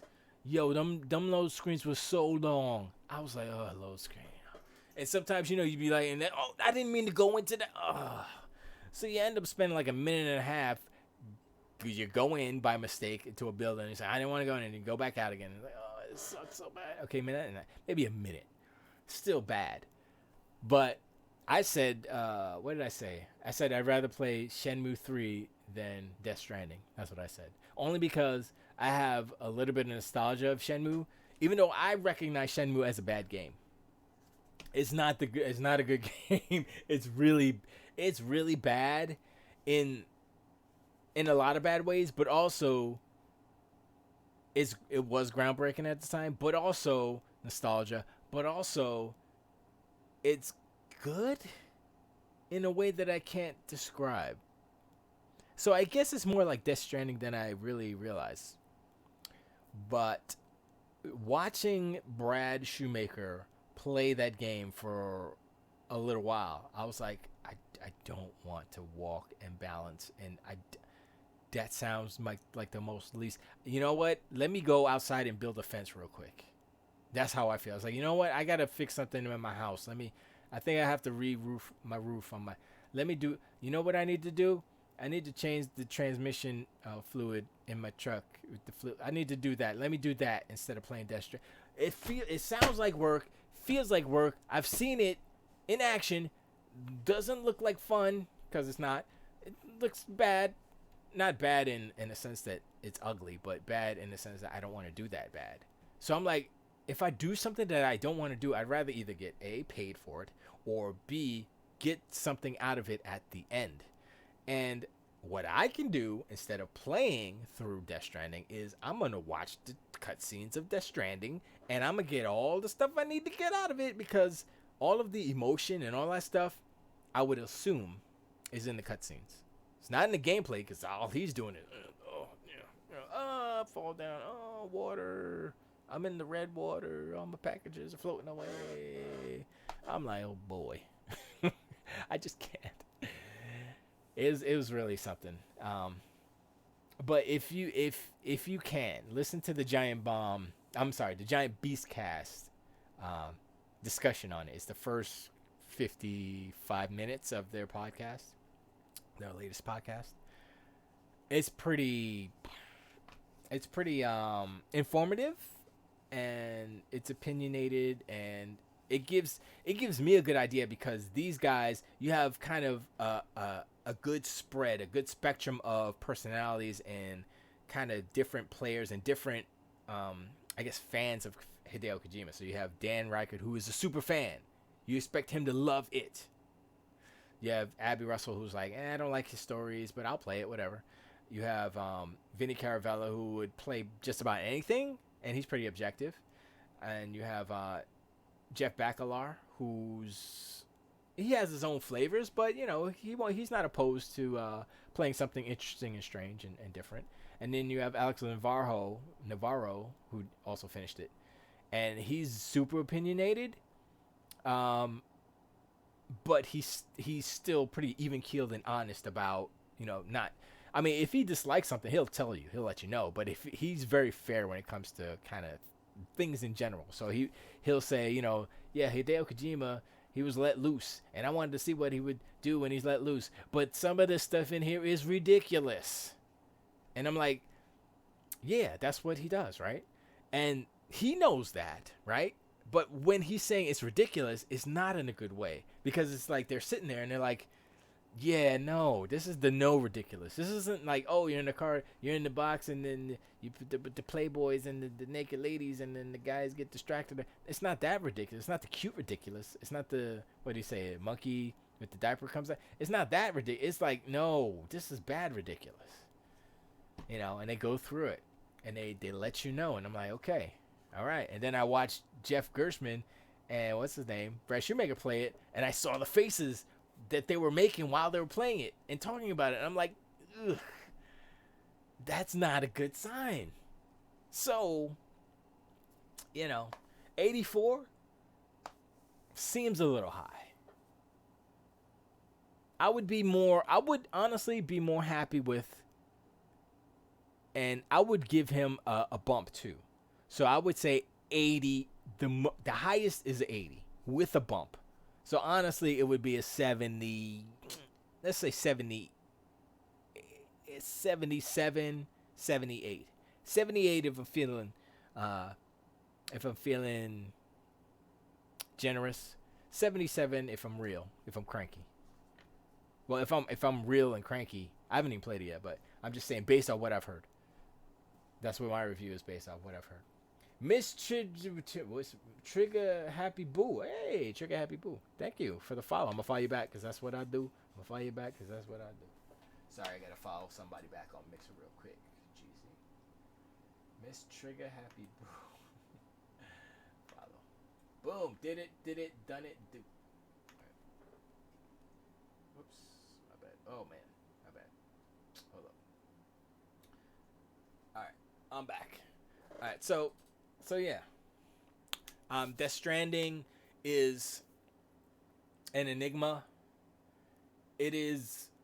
I don't know if it will be the last game that this happens to, where a whole bunch of people are like, "Yo, what the heck is going on with this game? Why are people giving it 100 but then saying it's not fun?" I understand the game doesn't have to be fun to be 100, but I just read that the definition of fun, which was enjoyable. I gotta look it up again because I don't remember. Amusing, entertaining. Let's say entertaining and enjoyable. Let's just take out amusing, right?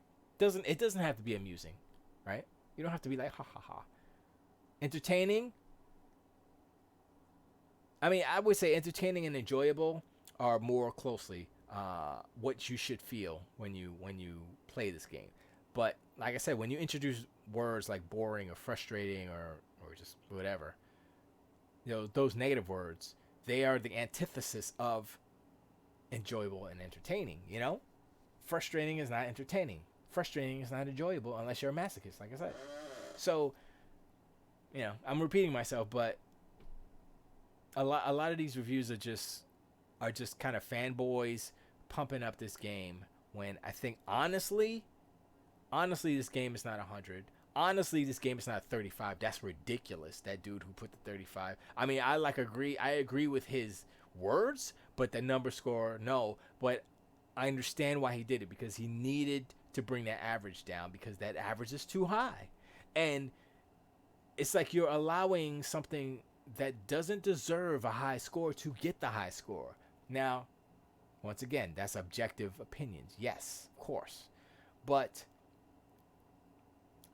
you look at the number and you read the text, they're not saying the same thing. And I'm like, how does this work? How can I be like, yo, this car, like, I'm a review car. Yo, man, this car is pretty. It's got nice lines. The radio sucks. The AC barely works. Gets poor gas mileage.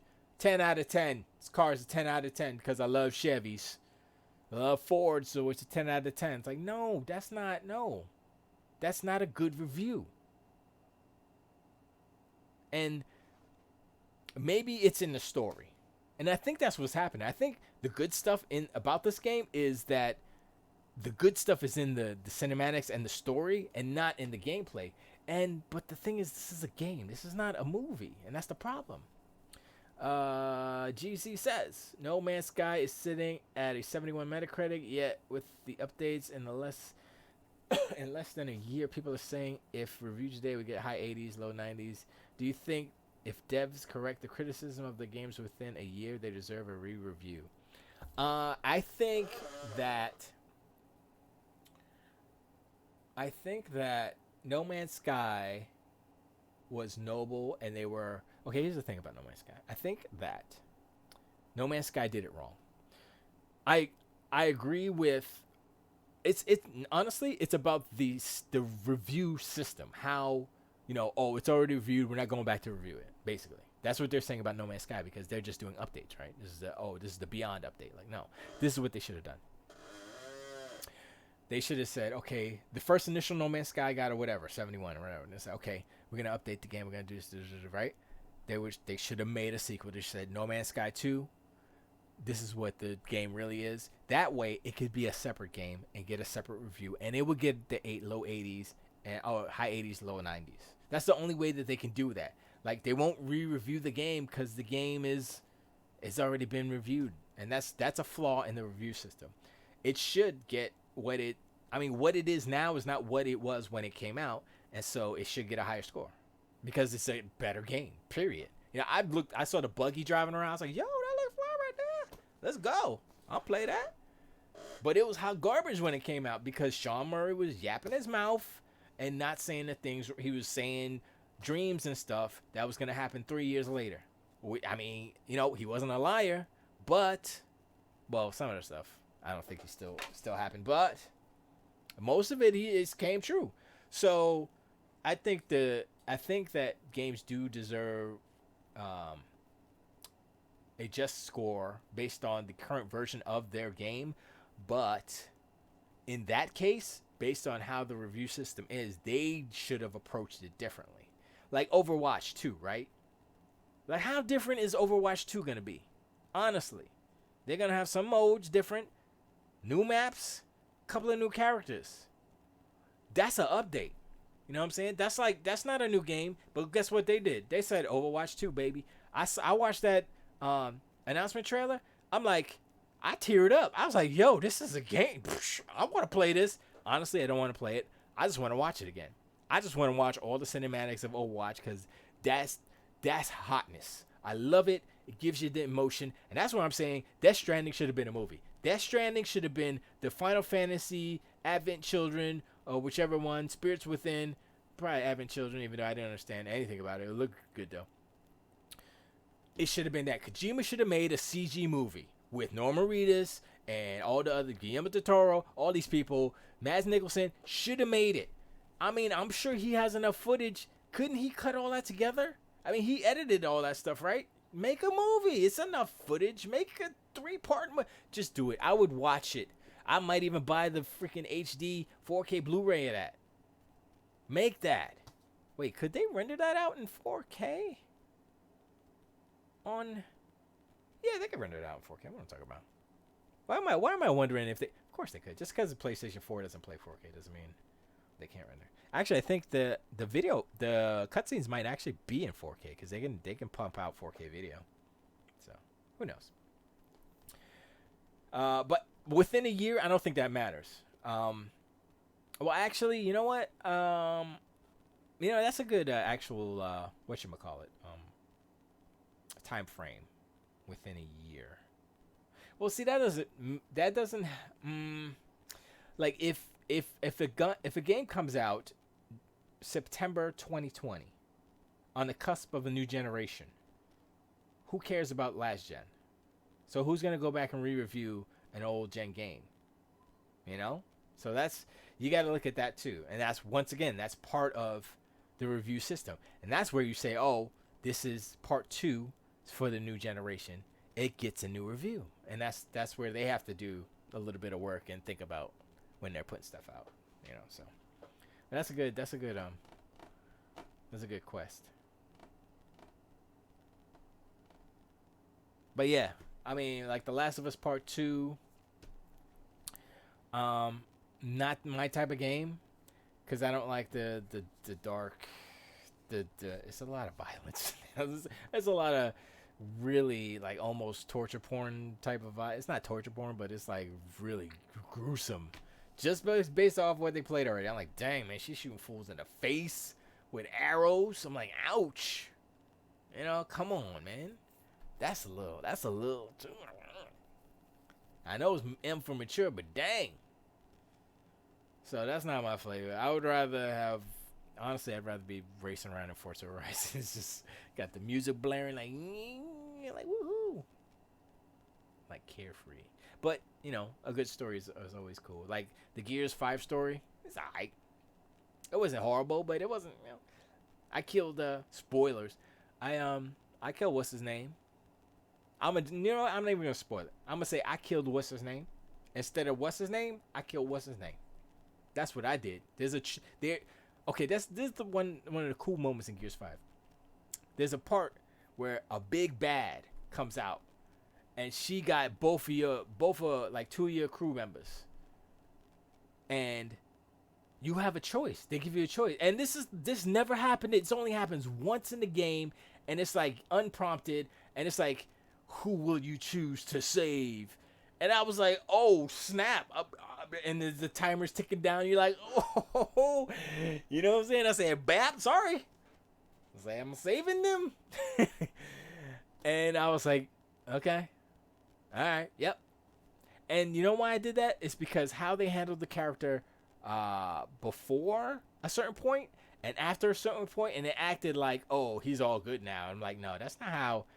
That's not how it works. And when you mess up real good, yeah, you're not just gonna be all happy go lucky and just because you're here saving us or helping us, I'm all is forgiven. Then nah, no. So he had to go, and I was fine with that decision. I'm not sure what happens if I save the other person, how the story changes, but they're significant characters. Oh, you know what? I think I know how they do it. Yeah, okay, that makes sense. All right.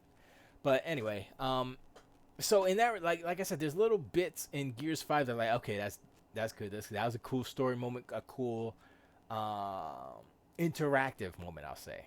It wasn't such a super gameplay moment, but it kind of was. But it was like, oh, okay, boom, that's good. There's another part where you, as the main character, take control of like the enemies, and I was like, yo, this is different.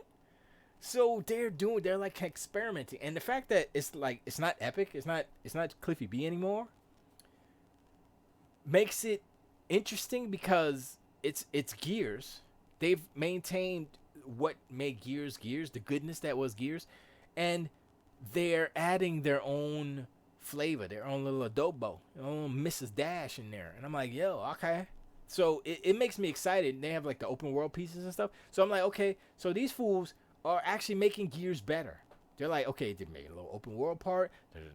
This, it's flipping the script on there. I'm like, yeah, okay, this is good. It's good. Like the first Gears 4 was just like, okay, we gotta get our feet wet with Gears, and they did some set piece stuff on there where there's a part where you're like underground. You get on the weights of an elevator and you shoot the wires, and it flings you like super fast speed up the elevator, and you're shooting.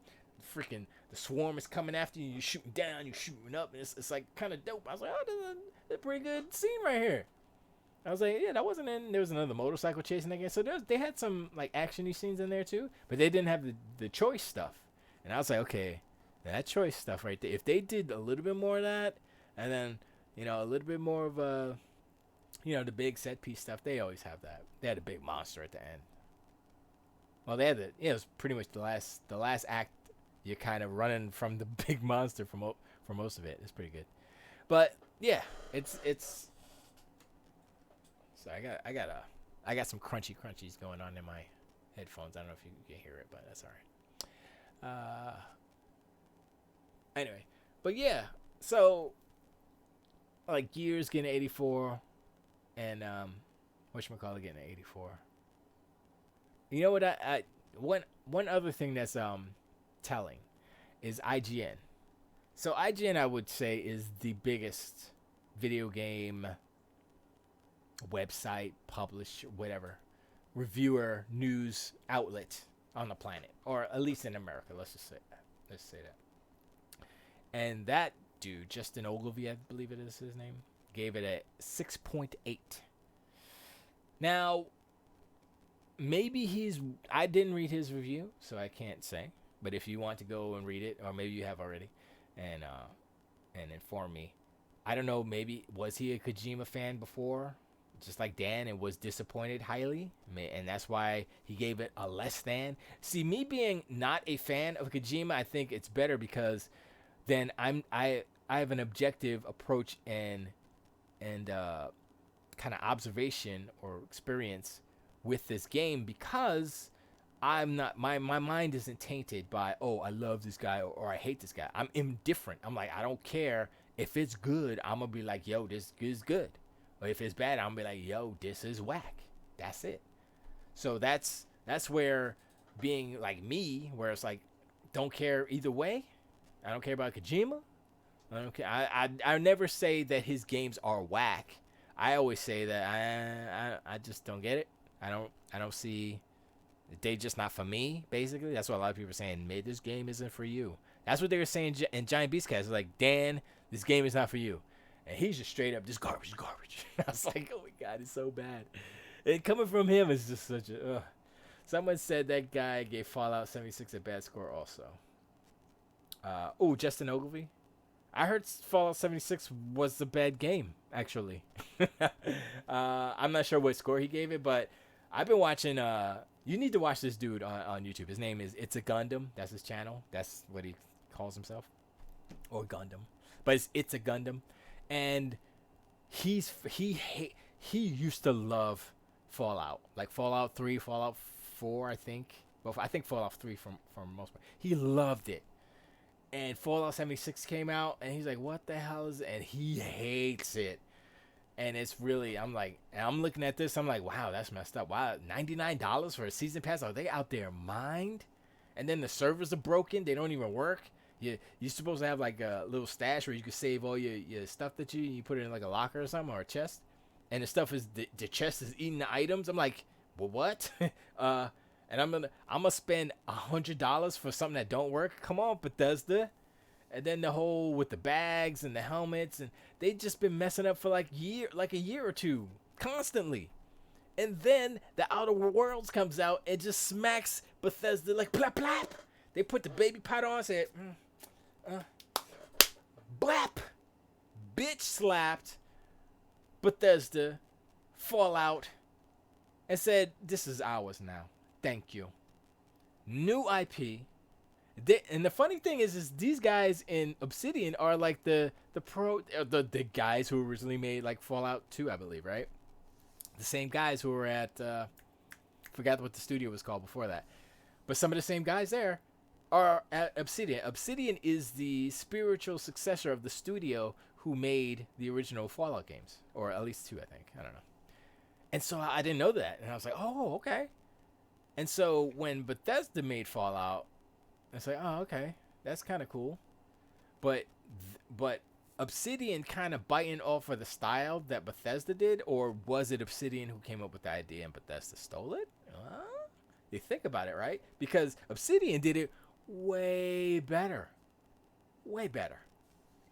So, and another thing about IGN, I don't ever read their reviews. Never. Only people who I listen to, honestly, are the Giant Bomb, Giant Beast Cast people, because they're not like fanboys. I mean, Dan Reichert is a fanboy. He loves Nintendo and he loves Hideo Kojima. Well, he liked Hideo. He loved him. I don't know if he loves him anymore. I guess he's gonna change his love to just strictly Metal Gear Solid, because he seems like he's really hurt by this game. He was super upset, but I think he got over it. And then Vinny and the rest of the crew were really animated about talking about it, because it's such a crazy game. But why did I go back? Oh, right. They're the only guys I kind of really listen to. And I don't read any written reviews of them. I just, I'll watch the quick look, basically, which is, however long it is they take, or when they do a video review or something like that. Or I listen to their podcast and then they might review it on there or something. And by listening to them, I say, okay, they're not just like a machine, because Jeff Gershman's there, and he's the guy who gave Kane and Lynch a hot garbage score. I forgot what it was, and he got fired. I think they're bad. I think it was GameSpot at that time, and they fired him because they were running ads for Kane and Lynch, and he gave it a poor video review, and so they fired him. And now he's back there again because I think CBS bought him, I think they're part of the same parent company or something. But Giant Bomb is separate, but CBS owns them, I believe. But anyway, it doesn't matter.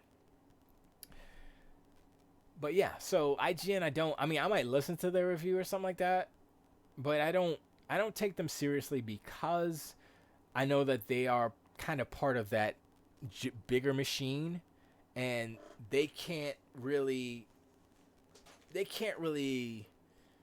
be themselves, because they have specific podcasts for specific consoles. So Podcast Beyond, PlayStation console, okay. They don't. Yeah, they don't talk about. I guess what's his name? The host of PlayStation Now said, PlayStation Beyond Now said that he loves the Outer Worlds, and if it's gonna be an exclusive going forward, then I guess I'm gonna have to get an Xbox. And I was like, oh, that's the first time I ever heard a PlayStation show podcast Beyond ever say Xbox. This is crazy. And then Max Scoville's on there. He's funny. But I listen to the Comedy Button too, so they're funny with the funny guys. But you know, I don't listen to Nintendo voice chat because I really don't care too much about Nintendo games. I'm not gonna get a Switch. I don't know. I just don't. I'm not in that. I don't care. I don't. If honestly, if Sega came out with a new system,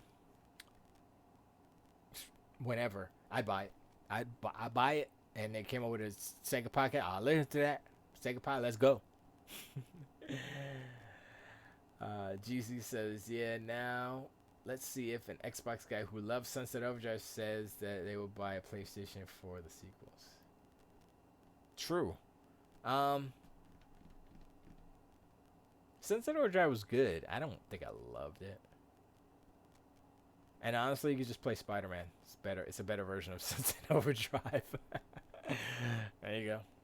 Yeah, Sunset Overdrive was like the test. Like, can we do an open world game with the? Oh yeah, we could do it. Let's do it in the next one. So. Yeah, I don't know. I wouldn't buy it. Nah. I don't think Sunset Overdrive is a strong enough franchise as it was. I think it started like, okay, there's something here that could be really, really, really awesome. But I think they needed to go further, like more ridiculous. Because it had an edge, quote unquote.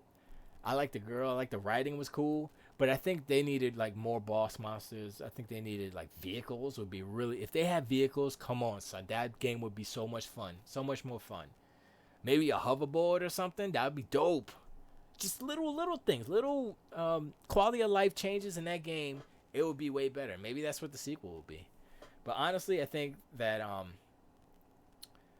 that Insomniac are going to be making Spider-Man games for the rest of their lives until the people who are in Insomniac are no longer there and they cycle everybody out and they're gonna start making something else. They're gonna be making Spider-Man games for the rest of their lives. Because you think about what Sony's doing with the movie stuff, right? I mean, they got in bed with Marvel again, begrudgingly, but they got in bed, right? And they're like, okay, yeah, we'll make more Spider-Man. But they were willing to just take Spider-Man, like, yo, Spider-Man's good now. We're going to run with it. It's like, that's not why it's good. It's not good because you can make it good. It's good because someone else made it good, and you're just taking the credit for it. Stop it. And people are like, no, we want Spider-Man to be in the MCU. And I don't care either way, but I think Spider-Man is stronger in the Marvel universe. That's a weird sentence to say, but that's the reality. Like, Spider-Man exists. Spider-Man in the comic exists in the Marvel universe. So Daredevil coming through, Deadpool could say, hey, what's up, Spider? You know, that could happen and has happened. You know, Fantastic Four, Spider-Man. Yeah, I think he was one of them, or teamed up or whatever. So him outside of that doesn't make any sense. You know. And so that was already a handicap on that. And whatever. But they decided to make another one, so that's good. But, you know, Sony is like, yo, Spider-Man is the cash cow. It's making money for them. It has been making money for them, except for, I guess, I think the Amazing Spider-Man's made money too. But, you know, they're going to milk Spider-Man. And now that they have a successful Spider-Man video game from Insomniac, who makes good video games, guess what? There's no way in hell. Unless Sony gives them more money to branch off a second studio, Insomniac B, you know, or Narcoleptic Games or whatever. What's the opposite of Insomniac? Narcolepsy, right? Narcoleptic. So Narcoleptic Games, they would do Sunset Overdrive 2. That could happen. I could see that if they give Insomniac another studio, and they can be that's the only scenario I see. They're not gonna waste 5 years not making a Spider-Man game. They're always gonna be making a Spider-Man game. And I think that one took 5 years, right? Sunset Overdrive came out in 2014. To say so, maybe not 5 years, but it was like Spider-Man came out last year, right? 2018, if I'm not mistaken. So 4 years. So 4 years, 18. So 2022, you'll see the next Spider-Man game. Actually, no, I think it'd be quicker than that because they have the tech. What the hell is that? You heard that, right? I don't know what's going on here. Turn this down. It might have been that. Turn that down. See something here. And that's cool. All right. Apnea games. Yeah, maybe. Insomnia. Well, apnea causes insomnia, doesn't it? Yeah, that's actually more close. Insomniac, maybe whatever. I you know what, I like narcoleptic games, honestly. Even though it's the antithesis basically, but Insomniac, narcoleptic, yeah, same syllables. I had to do it twice. Yes, I know sleep apnea. I know what it is. Yes, insomnia. I know. I don't have it, but I know. But yeah, that's the only way I see them doing both.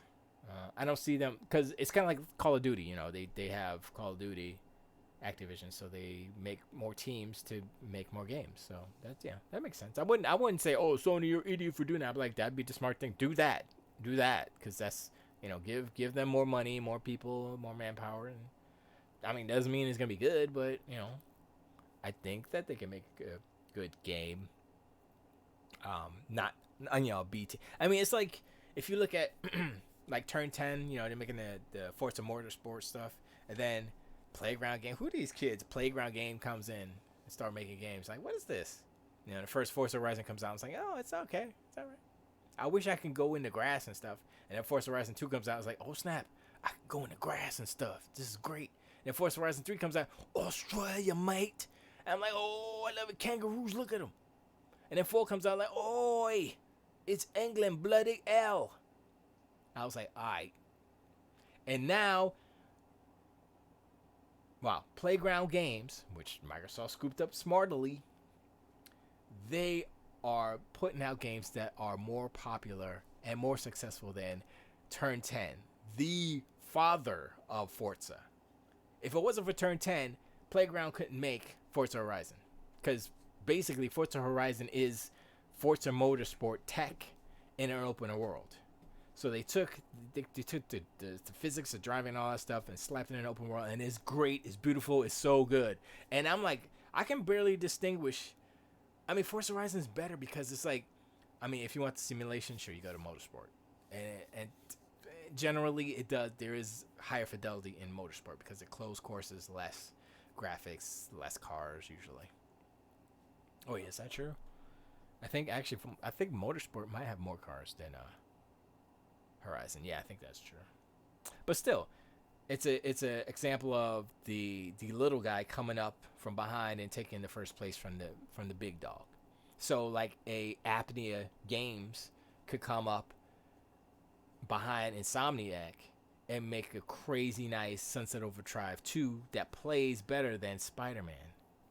You know what I'm saying? It might not sell better because Spider-Man is super popular, but it might play better because it's a fictional world where you can create anything. That's how ridiculous the world is. You can, like I said, hoverboards, freaking flying motorcycle bikes or something, like, whatever and Solo, when they were driving they had like chopper bikes that were flying. I was like, that's kind of dope. Do stuff like that. That'd be great. Especially on PS5, where there's no load times. So you can have a fast vehicle flying through the world, and the world is there. It's streaming in. I guess it still technically would stream in, but it'd be so seamless that it would feel like it's just all in memory because that's how fast it is. So yeah, that'd be dope. I mean, me thinking about it's like I'm pretty sure that they're thinking about that. I'm pretty sure. The only problem is the core team that made Spider-Man made Sunset Overdrive. So giving that up to a B team, I don't know if that's gonna. I don't know if they'll be down for that. They'll be like, nah, that's our baby. That's the game. That's what they say. This is the game we always wanted to make. The two studios make sense since Sony still owns Ratchet and Clank. I'm sure they want a sequel to that and possibly a reboot. Resistance franchise. Resistance. Fall of Man. I don't know. I think that. Okay, here's one thing. I have a prediction for PS5, the generation. I think the PS5, what they're trying to do with the Last of Us multiplayer, that they're breaking it off. I think they're trying to do a standalone kind of like, I don't want to say battle royale, but a battle royale standalone Last of Us. That's what they're trying to do. And so I think that Naughty Dog is going to be the lead in something like that. Much like how Respawn is Apex Legends, and I guess they have an Apex Legends team and a Star Wars Fallen Jedi Order. What's that game called? That team. So it's like, they have two teams. They broke off a team to do Apex Legends, which was the multiplayer for. Wait, what was? It was supposed to be a Titanfall 3. No, wait. I don't actually remember what Apex Legends was supposed to be. I think it was a new Titanfall game that they were working on, and then they just decided to do this. So I'm like, all right. But imagine, Titanfall is such a good game, man. Titanfall 2 is really good. I'm going to have to go replay that because that's a good game. Resistance Fall of Man. Because that was a single player, right? Was that co-op? I don't know if that was co-op, but that was a single player first-person shooter. So I guess they can do that. But I think Sony's going to try to focus on some multiplayer stuff. Like the Last of Us multiplayer stuff. And what else, though? I guess the B team could work on Ratchet and Clank I don't think would take as long as like a Resistance or something like that. Well, if they take Ratchet and Clank 2, if they do a remake like how they did Ratchet and Clank, then they have a game already. Just need to redo the assets and better it up. So that might be okay. Resistance was co-op and multiplayer. 4-person co-op campaign, 20 player. Oh, right. 4-person co-op? Yeah, I guess it was. I know. All I remember is just the aliens, like, rah, and you're shooting them, and it was like a really gray game. It wasn't too colorful. That was the age of the gray and the brown, Gears of War and Resistance. But yeah, that may have been a good game, but that wasn't their best. So I think they are better with the lighter stuff. Lighthearted.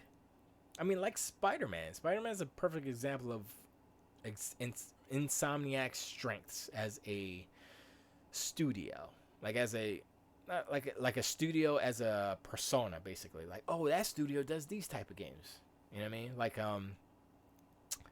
what was the example I had in my brain? Well, like Kojima does Strange games, and Rod Ferguson now does Beefcake Gears of War games, and Bonnie, what the heck is her name? Wow, the Bonnie Wolfkill, right? That's her name, right? She does the Halo. I think she's the producer. So I don't know who the game designer is actually on Halo. I know that they were changing titles in Halo, but I think they're towards the end of that game. Oh, well, they have to be every year, almost. Every year left. Jenkins coming out, dude. Time is flying so fast. Bonnie Ross. No, wait, Kiki Wolfkill. That's who it is. Kiki Wolfkill. That's her name. Bonnie Ross, yes, but Kiki Wolfkill is the. Who is Kiki Wolfkill? I think she's the. Let me see. I'm gonna find out. Kiki Wolf. Kiki Wolfkill is the studio head. She's the studio head. So there you go. So Bonnie Ross is the producer, I guess. And Kiki Wolfkill is the studio head. So Kiki Wolf is studio head of Halo, Transmedia, and Entertainment at 343's. Wolfkill helped develop Halo 4 and 5 and is responsible for the Transmedia franchise that included novels, movies, comics. Oh, so she is basically like the Kevin Feige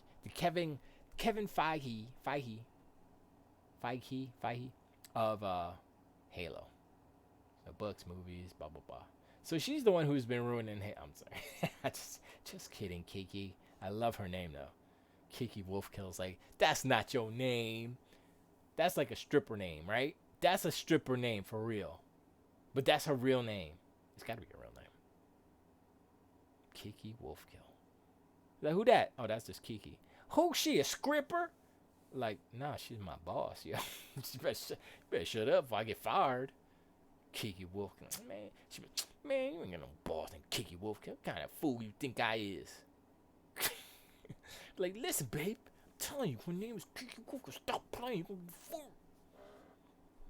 Like, Bonnie Ross is a more regular name. I guess, is she part American Indian, I guess? Because Wolfkill sounds like a, Dances with Wolves, or, Kiki Wolfkill. That sounds like a indigenous name? Indigenous? Is that an insult now? You can't call people Inuits or indigenous or something? The real Americans? Real American hero. Anyway. So, Sucker Punch. Sucker Punch, I think, was always punching above their weight. They made okay games. Sucker Punch, Infamous, and Ghost of Tsushima, Naughty Dog, Last of Us 2, Uncharted, Guerrilla Games, Killzone, Horizon Zero Dawn. Killzone, I think Killzone is in a permanent shallow grave. I don't think they're bringing that back. You never know, but I'm just saying. Insomniac, Spider-Man, yeah, they need to make a new game. Yeah, Insomniac needs this. I think Guerrilla Games need to make a new game, not Killzone though, because they've made Killzone, and nobody plays Killzone. Nobody likes to play Killzone. It's not. I think Insomniac was better at shooter at first. It's the first shooter, better at it than Guerrilla. I think Guerrilla found their lane with Horizon Zero Dawn. I think they should. And the fact that the Decima engine is in this game, and it was in another game too. I don't remember what it was though. Each studio has 2 games. I'm saying, yeah, Insomniac is the second franchise. Ratchet and Clank is okay. Yeah, I don't think Ratchet and Clank should be. That's like a grandfathered in type of thing. So Insomniac could turn Sunset Overdrive art style into a battle royale game like the Fortnite. Yeah. I don't know if that is a Unreal Engine game. I'm trying to think. I don't remember. It might be, but I don't remember if it is, actually. I think it's a proprietary engine that they created, to be honest. Now, I'm not saying that they need to use Unreal to do a Battle Royale game, but the networking is already there for a Battle Royale game in Unreal Engine. That's why, PUBG, Fortnite, there's another example that I can't remember right now that's using Unreal for a Battle Royale style game.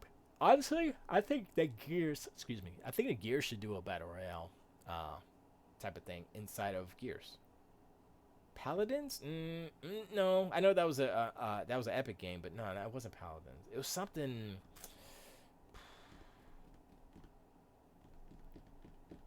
I don't remember what it was. It wasn't Lawbreakers, because that wasn't Battle Royale per se, and that's dead. No, it wasn't Paladins. It doesn't matter what it was, even though I could have swore it was another one. But I mean, that engine has proven that it's capable of doing it. Is there another engine that has been doing Battle Royale as good as Unreal? That's the question. because oh, you know what it is? I'm playing Outer Worlds, and that's in Unreal as well. Um, and the funny thing is like it's performing better than expected. Cause like better like Unreal Engine has the reputation of having the pop-in textures, and I've seen that once in the probably 20 30 hours in. I've seen it once, and that's probably why the loading screens are so long because um, they wait till the textures are loaded in, and then boom, they pop you in. They could probably pop you in 5 10 seconds earlier, but the textures would all be popping in, and they probably didn't want that to happen, so they're like, yeah, you're just gonna wait. Um, actually, look, come on, son, we got the internet right here. UE4 games. Let's see. List of Unreal games. Oh, this is not updated. Let me look at this old ass list. Let me look at this old ass list. Oh wow. Year. Oh wait. No. Oh, here's 14. Abyss Odyssey. What is that? I don't even know what that is. Adam Crash Time Autobahn. It's like games I never heard of. Graham. These are old. Let's do. I was gonna say two. Why isn't this in freaking order of Unreal Engine 2? Oh, I'm sorry. My bad. I'm dumb. So Unreal Engine. We're looking at Unreal Engine 4. Where is it? Where is it? We gotta get to it. Oh boy, this is a long list. So there it is. Unreal Engine 4. So this is in alphabetical order. So Ascension. That's a PC game. Absolver. Abzu. I didn't know that was Unreal. Abzu. That's an okay game. Acadia Time Trial. No. Ace Combat 7. No. Ad Infinitum. No. Adrift. Wait, what was Adrift? I don't remember. Age of Blood to be announced. Agony. Oh, that was that one with the grossness. This one's not out yet. AIPD. What's that? I don't know. Alice to be announced. Alice in the Dark Illumination. That didn't come out. That came out? Oh, wow. Windows. Ark. Ark. Survival. Okay, Ark. It's not a battle royale, but it is a open world. It is connected. I don't know how many people can be in the server at the same time, but I think it's a lot actually. I don't remember how many there are actually. All right, Ark, Ashen, Astroneer. Wow, talking about Stray, A Way Out. Oh, that was bad. Bacon Man, what the hell is that? Barrage, Batman, Arkham. Yeah, all the Arkham games are Unreal. Beyond Flesh and Blood, Bleeding Edge. Hey, so Ninja Theory's game is gonna be Unreal Engine 4. I didn't know that. That is very interesting. It's a multiplayer combat video game developed by a British developer, Ninja Theory. So what is it though? Is it 5-on-5 or something, or more than that? Anyway, Blood, Blade and Soul, Bloodstain as in Borderlands. Let's see. Concrete Genie is Unreal. Wait a second. How's it gonna be a place? Okay, I'm being hyperbolic. I'm so dumb. Crackdown 3, boo. I think Crackdown. What did Crackdown get? A 60 something, right? 68 or something. It wasn't that good. I mean, it was Crackdown. It's better. It was better Crackdown, which was okay. Darksiders, Darwin Project, Daylight, Days Gone. Wait a second. Days Gone was Unreal. I figured that they would have their own proprietary, right? Wouldn't they use? You know what? I think that Unreal might be the de facto open world kind of battle royale engine now that I'm looking at it. I just read the Blue Point engine was responsible for PlayStation All Stars. Their previous entry was into battle royale. Come on, son. You know when I say Battle Royale, it's not PlayStation All Stars. Just because the name Battle Royale is in the title, PlayStation also Battle Royale. That's not. That's that is a Smash Brothers game. That's what that game is. I'm talking about a giant open world where there's like 100 fools jumping out of a bus or a helicopter or a plane or spaceships, transports, and last man standing. That's what I'm talking about. And the ring shrink. Not talking about no wannabe Smash Bros. Alright. Dead Static. Maverick Proving Grounds 1,000 battle. Oh, I heard about that. Alright. Oh, I can't go to that because I'm on a different computer. And this computer will explode if I try to. Oh, I can try to put it on here. Was that Maverick's Proving Grounds? Let's see. Proving Grounds.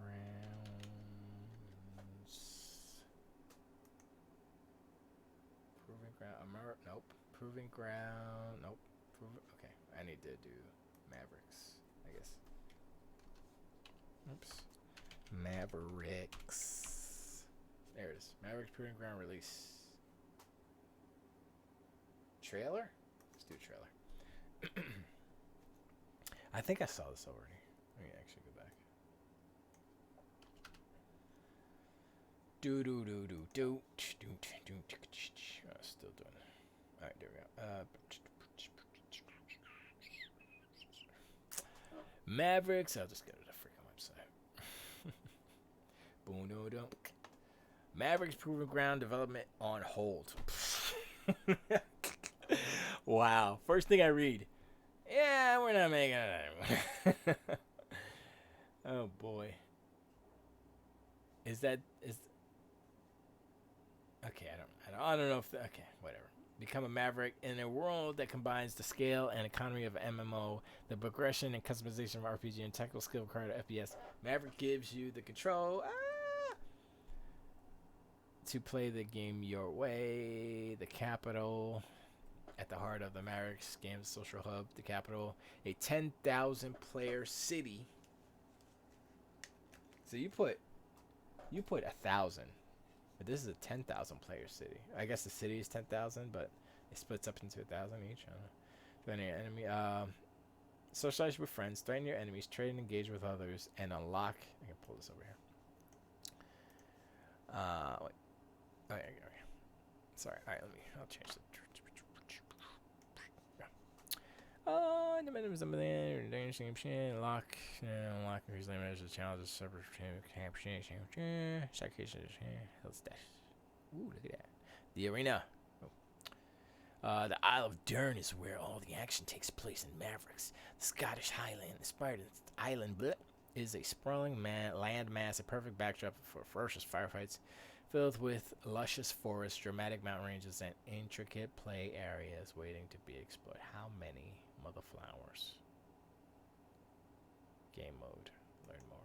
Learn more. That's like a Starship Troopers. Look at this awesome screen about learn more about the what happened here? No such key? Specific key does okay. I guess you guys need to fix. How old is this? Can I go? I can't even go back. I couldn't go back. It broke the okay. Mavericks GG. Is that the actual game or is it on Proving Grounds? Engadget. Oh, it's 2018. This thing is canceled. Come on, they're not making this game anymore. Yeah, they're done. It's on hold, so that's what that says, and that's probably what. Watch the latest video. I'm not doing that. No, cancel. I don't want to close. I just want to close Mavericks because this doesn't exist. Back to the list.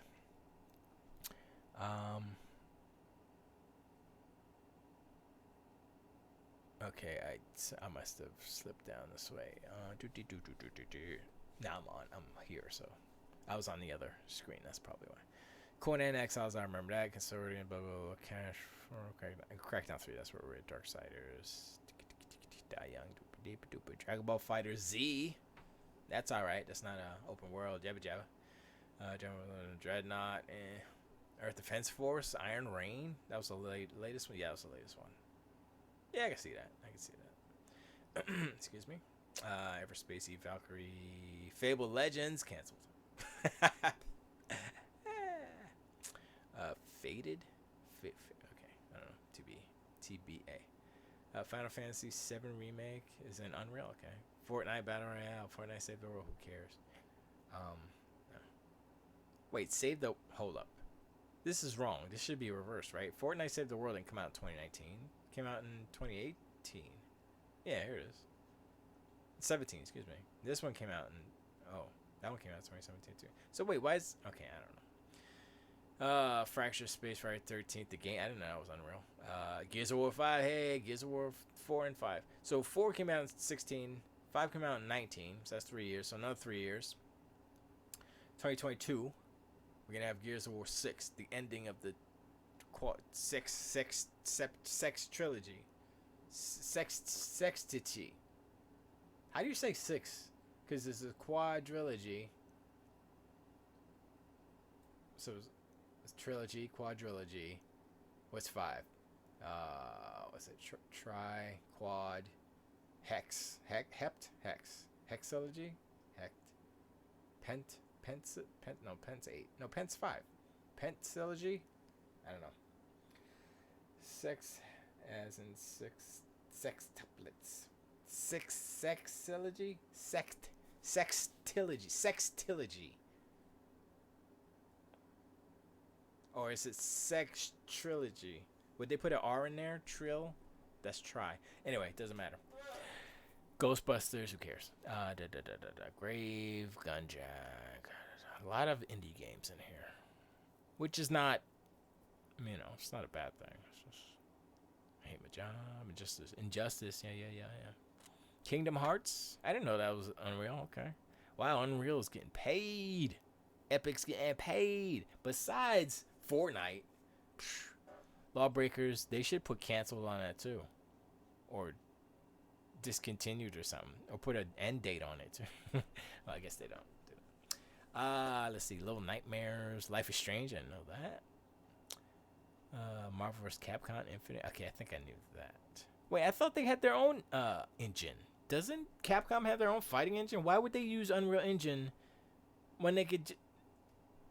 Wait, no. Street Fighter 5 isn't Unreal, right? Oh, I think. Alright, Minecraft Dungeons, that makes sense. Wait, what? Okay, that doesn't make sense, but it makes sense. Wow, okay, so that's a totally separate type of game. Because Minecraft, the original Minecraft is not in Unreal, obviously. Yeah, no, that's well, your game that probably never come out as PC. But what did I say was for, well, it doesn't matter.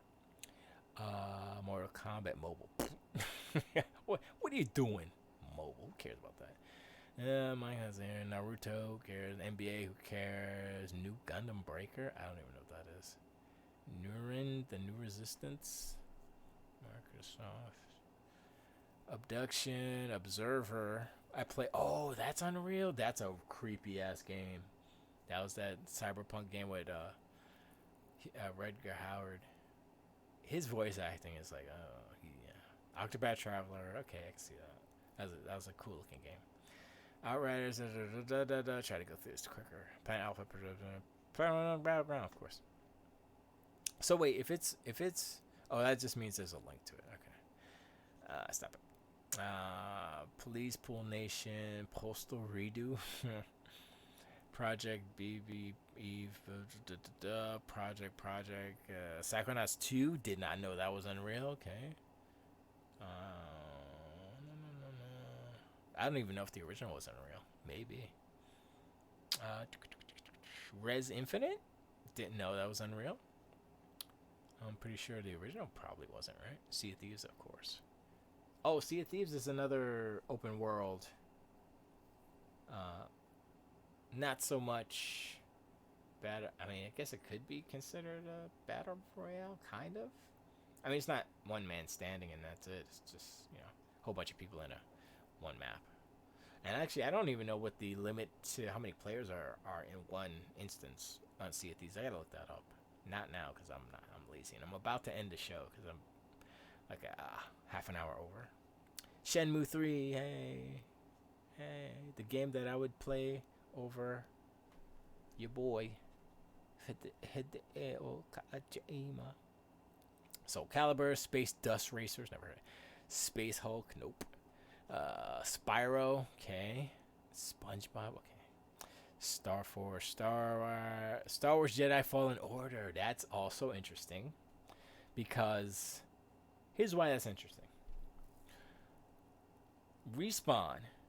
See, I have to go back and see what Titanfall is in now because I no Titanfall is in Source Engine, I believe. I think it's in a version of Source Engine. So why would they jump to? I guess Unreal is just better than that other stuff. I guess that's what it is. Stalker, State of Decay. Yeah. Oh, that's another one. That's another open world. Well, I mean, Star Wars is not open world, but State of Decay 2 is definitely open world. Street Fighter 5. I knew it. Submerged. System Shock. Wait, 2020. Who's making that? That's Xbox One. Come on, son. This should be the Xbox. Whatever it's gonna be called. Tekken, Ultimate Assembly. Bart's Tale. The Dead Linger. Okay. Last Remnant. Outer Worlds. I love it. Outer Worlds is so good. If you're not playing it, go play it. It's so good. Unreal Tournament. Tetris Effect is Unreal Engine? What? Wow. Dude, they're putting everything on Unreal. Unreal. Wow. So I won't feel so bad going Unreal on our next game. I'll be like, look, Tetris is on Unreal, so let's go. Let's do it. We already got Rafa just needs to do some tutorials, some toots, because he's not familiar with coding on Unreal, so he'll get it though. He's good. Remains of Edith Finch. What's the future without Memory Wars? You know what game? Yoshi's Crafted World is. Wait, what? Okay, I thought all their games were like proprietary engines and stuff. How the hell is a Yoshi game on Unreal? Okay, that's crazy. I mean, it's not crazy. So, what was I going to say? There was a game I was going to say that I was like, yo, that's the game. I just totally lost it. That doesn't matter. But anyway, I'm out. I'm tired. I'm going to eat me some more cake. Because next week's my birthday. Next Sunday. So I'm going to have a birthday stream. Well, my birthday show. R9cast birthday edition. I don't know. Whatever. Doesn't matter. I'll be here. I should be here. I think. Yeah, I'll be here. But yeah, thanks for hanging out. GZ. Most definitely. I hope Hideo Kojima, last ending words. Hope Hideo Kojima keeps making games, because even though Death Stranding may not be his best, I'd say arguably not his best, I still believe he has something to offer the industry. His creativity is definitely among the top.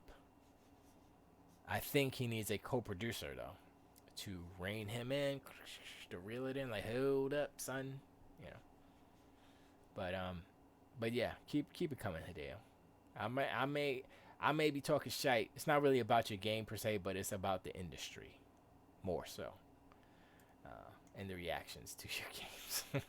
But make something for me one day, okay? Do that. Good. Know what, Hideo? Hook up with Yu Suzuki. Make a Space Harrier game with a story, and I'll buy that all day long. Sight unseen, I would buy Hideo Kojima and Yu Suzuki Space Harrier Infinity. Do that. I'm in. I'm in, son. You don't know how I'm in. You know I'm tired. You know it's time to go when I'm mixing my N's and my M's up. You know how in I'm in. You know how in I am is that. Do that. Space Harrier Infinite. No, it doesn't matter. Appreciate you guys hanging out. If y'all want to listen to other shows that are maybe as good as this one, so I can't say it with a straight face. Not that this show is good. That was the joke. That the show's not good. Get it? Allgames.com. The other shows are better, by the way. Allgames.com/live. Press the button, blue button, Discord. Oh snap! I'm in another world. No, you're not. You're in Discord, and that's what you do. And there's other. I got a sticker in between my keys on my keyboard, and it's annoying me. And I'll get it later. No, it won't. I'll do it now. Come here. This was in my keyboard. You see that? Get out of here. Anyway, there's plenty of other shows. I was gonna try to run through them by memory, but I can't because my brain is broken, as always. But yeah, go there. Pop Belly Gamer, that's one. B Team, that's two. Mom's Minute, that's three. Knuckleballer Radio, that's four. Zombie Cast, that's five. Fantastic Forum, that's six. Dead Pixel Live, that's seven. Some wrestling show with ladies on it, that's eight. Weapons of Shield Cast, that's nine. R9cast, that's this one. 10. There's more than 10 because there's some weeks I'm not on the top 10, so I know there's more than 10. What else? I'm thinking. Cat and Fox, no longer a show. But Kitsune, you're always welcome in our hearts. Please come back. You don't have to. I'm forgetting Spooky Hour Horror. No, it's not it. Zombie Cast. That's what it is. The Tedekin Show. I mean, the Freeman. The Normie Show. I mean, who else is on that? I said B Team. Fantastic from Westwood. 42 Level 1. I almost forget them. They're British, and they have a lot of Britishisms. That's not a bad thing. I like Britishisms. They're very nice. And I think that's it. There might be more, but check the website. Then you go there and then listen every week and blah, blah, blah. Anyway, tell to wait, mates. I'll see you. I'll probably be streaming tomorrow. Probably building a model or something. I got a snow speeder to build. Or something. I don't know. Till the wait, all games. And everybody else. Till the wait. I'm going to go play some Outer Worlds right now. Till the wait.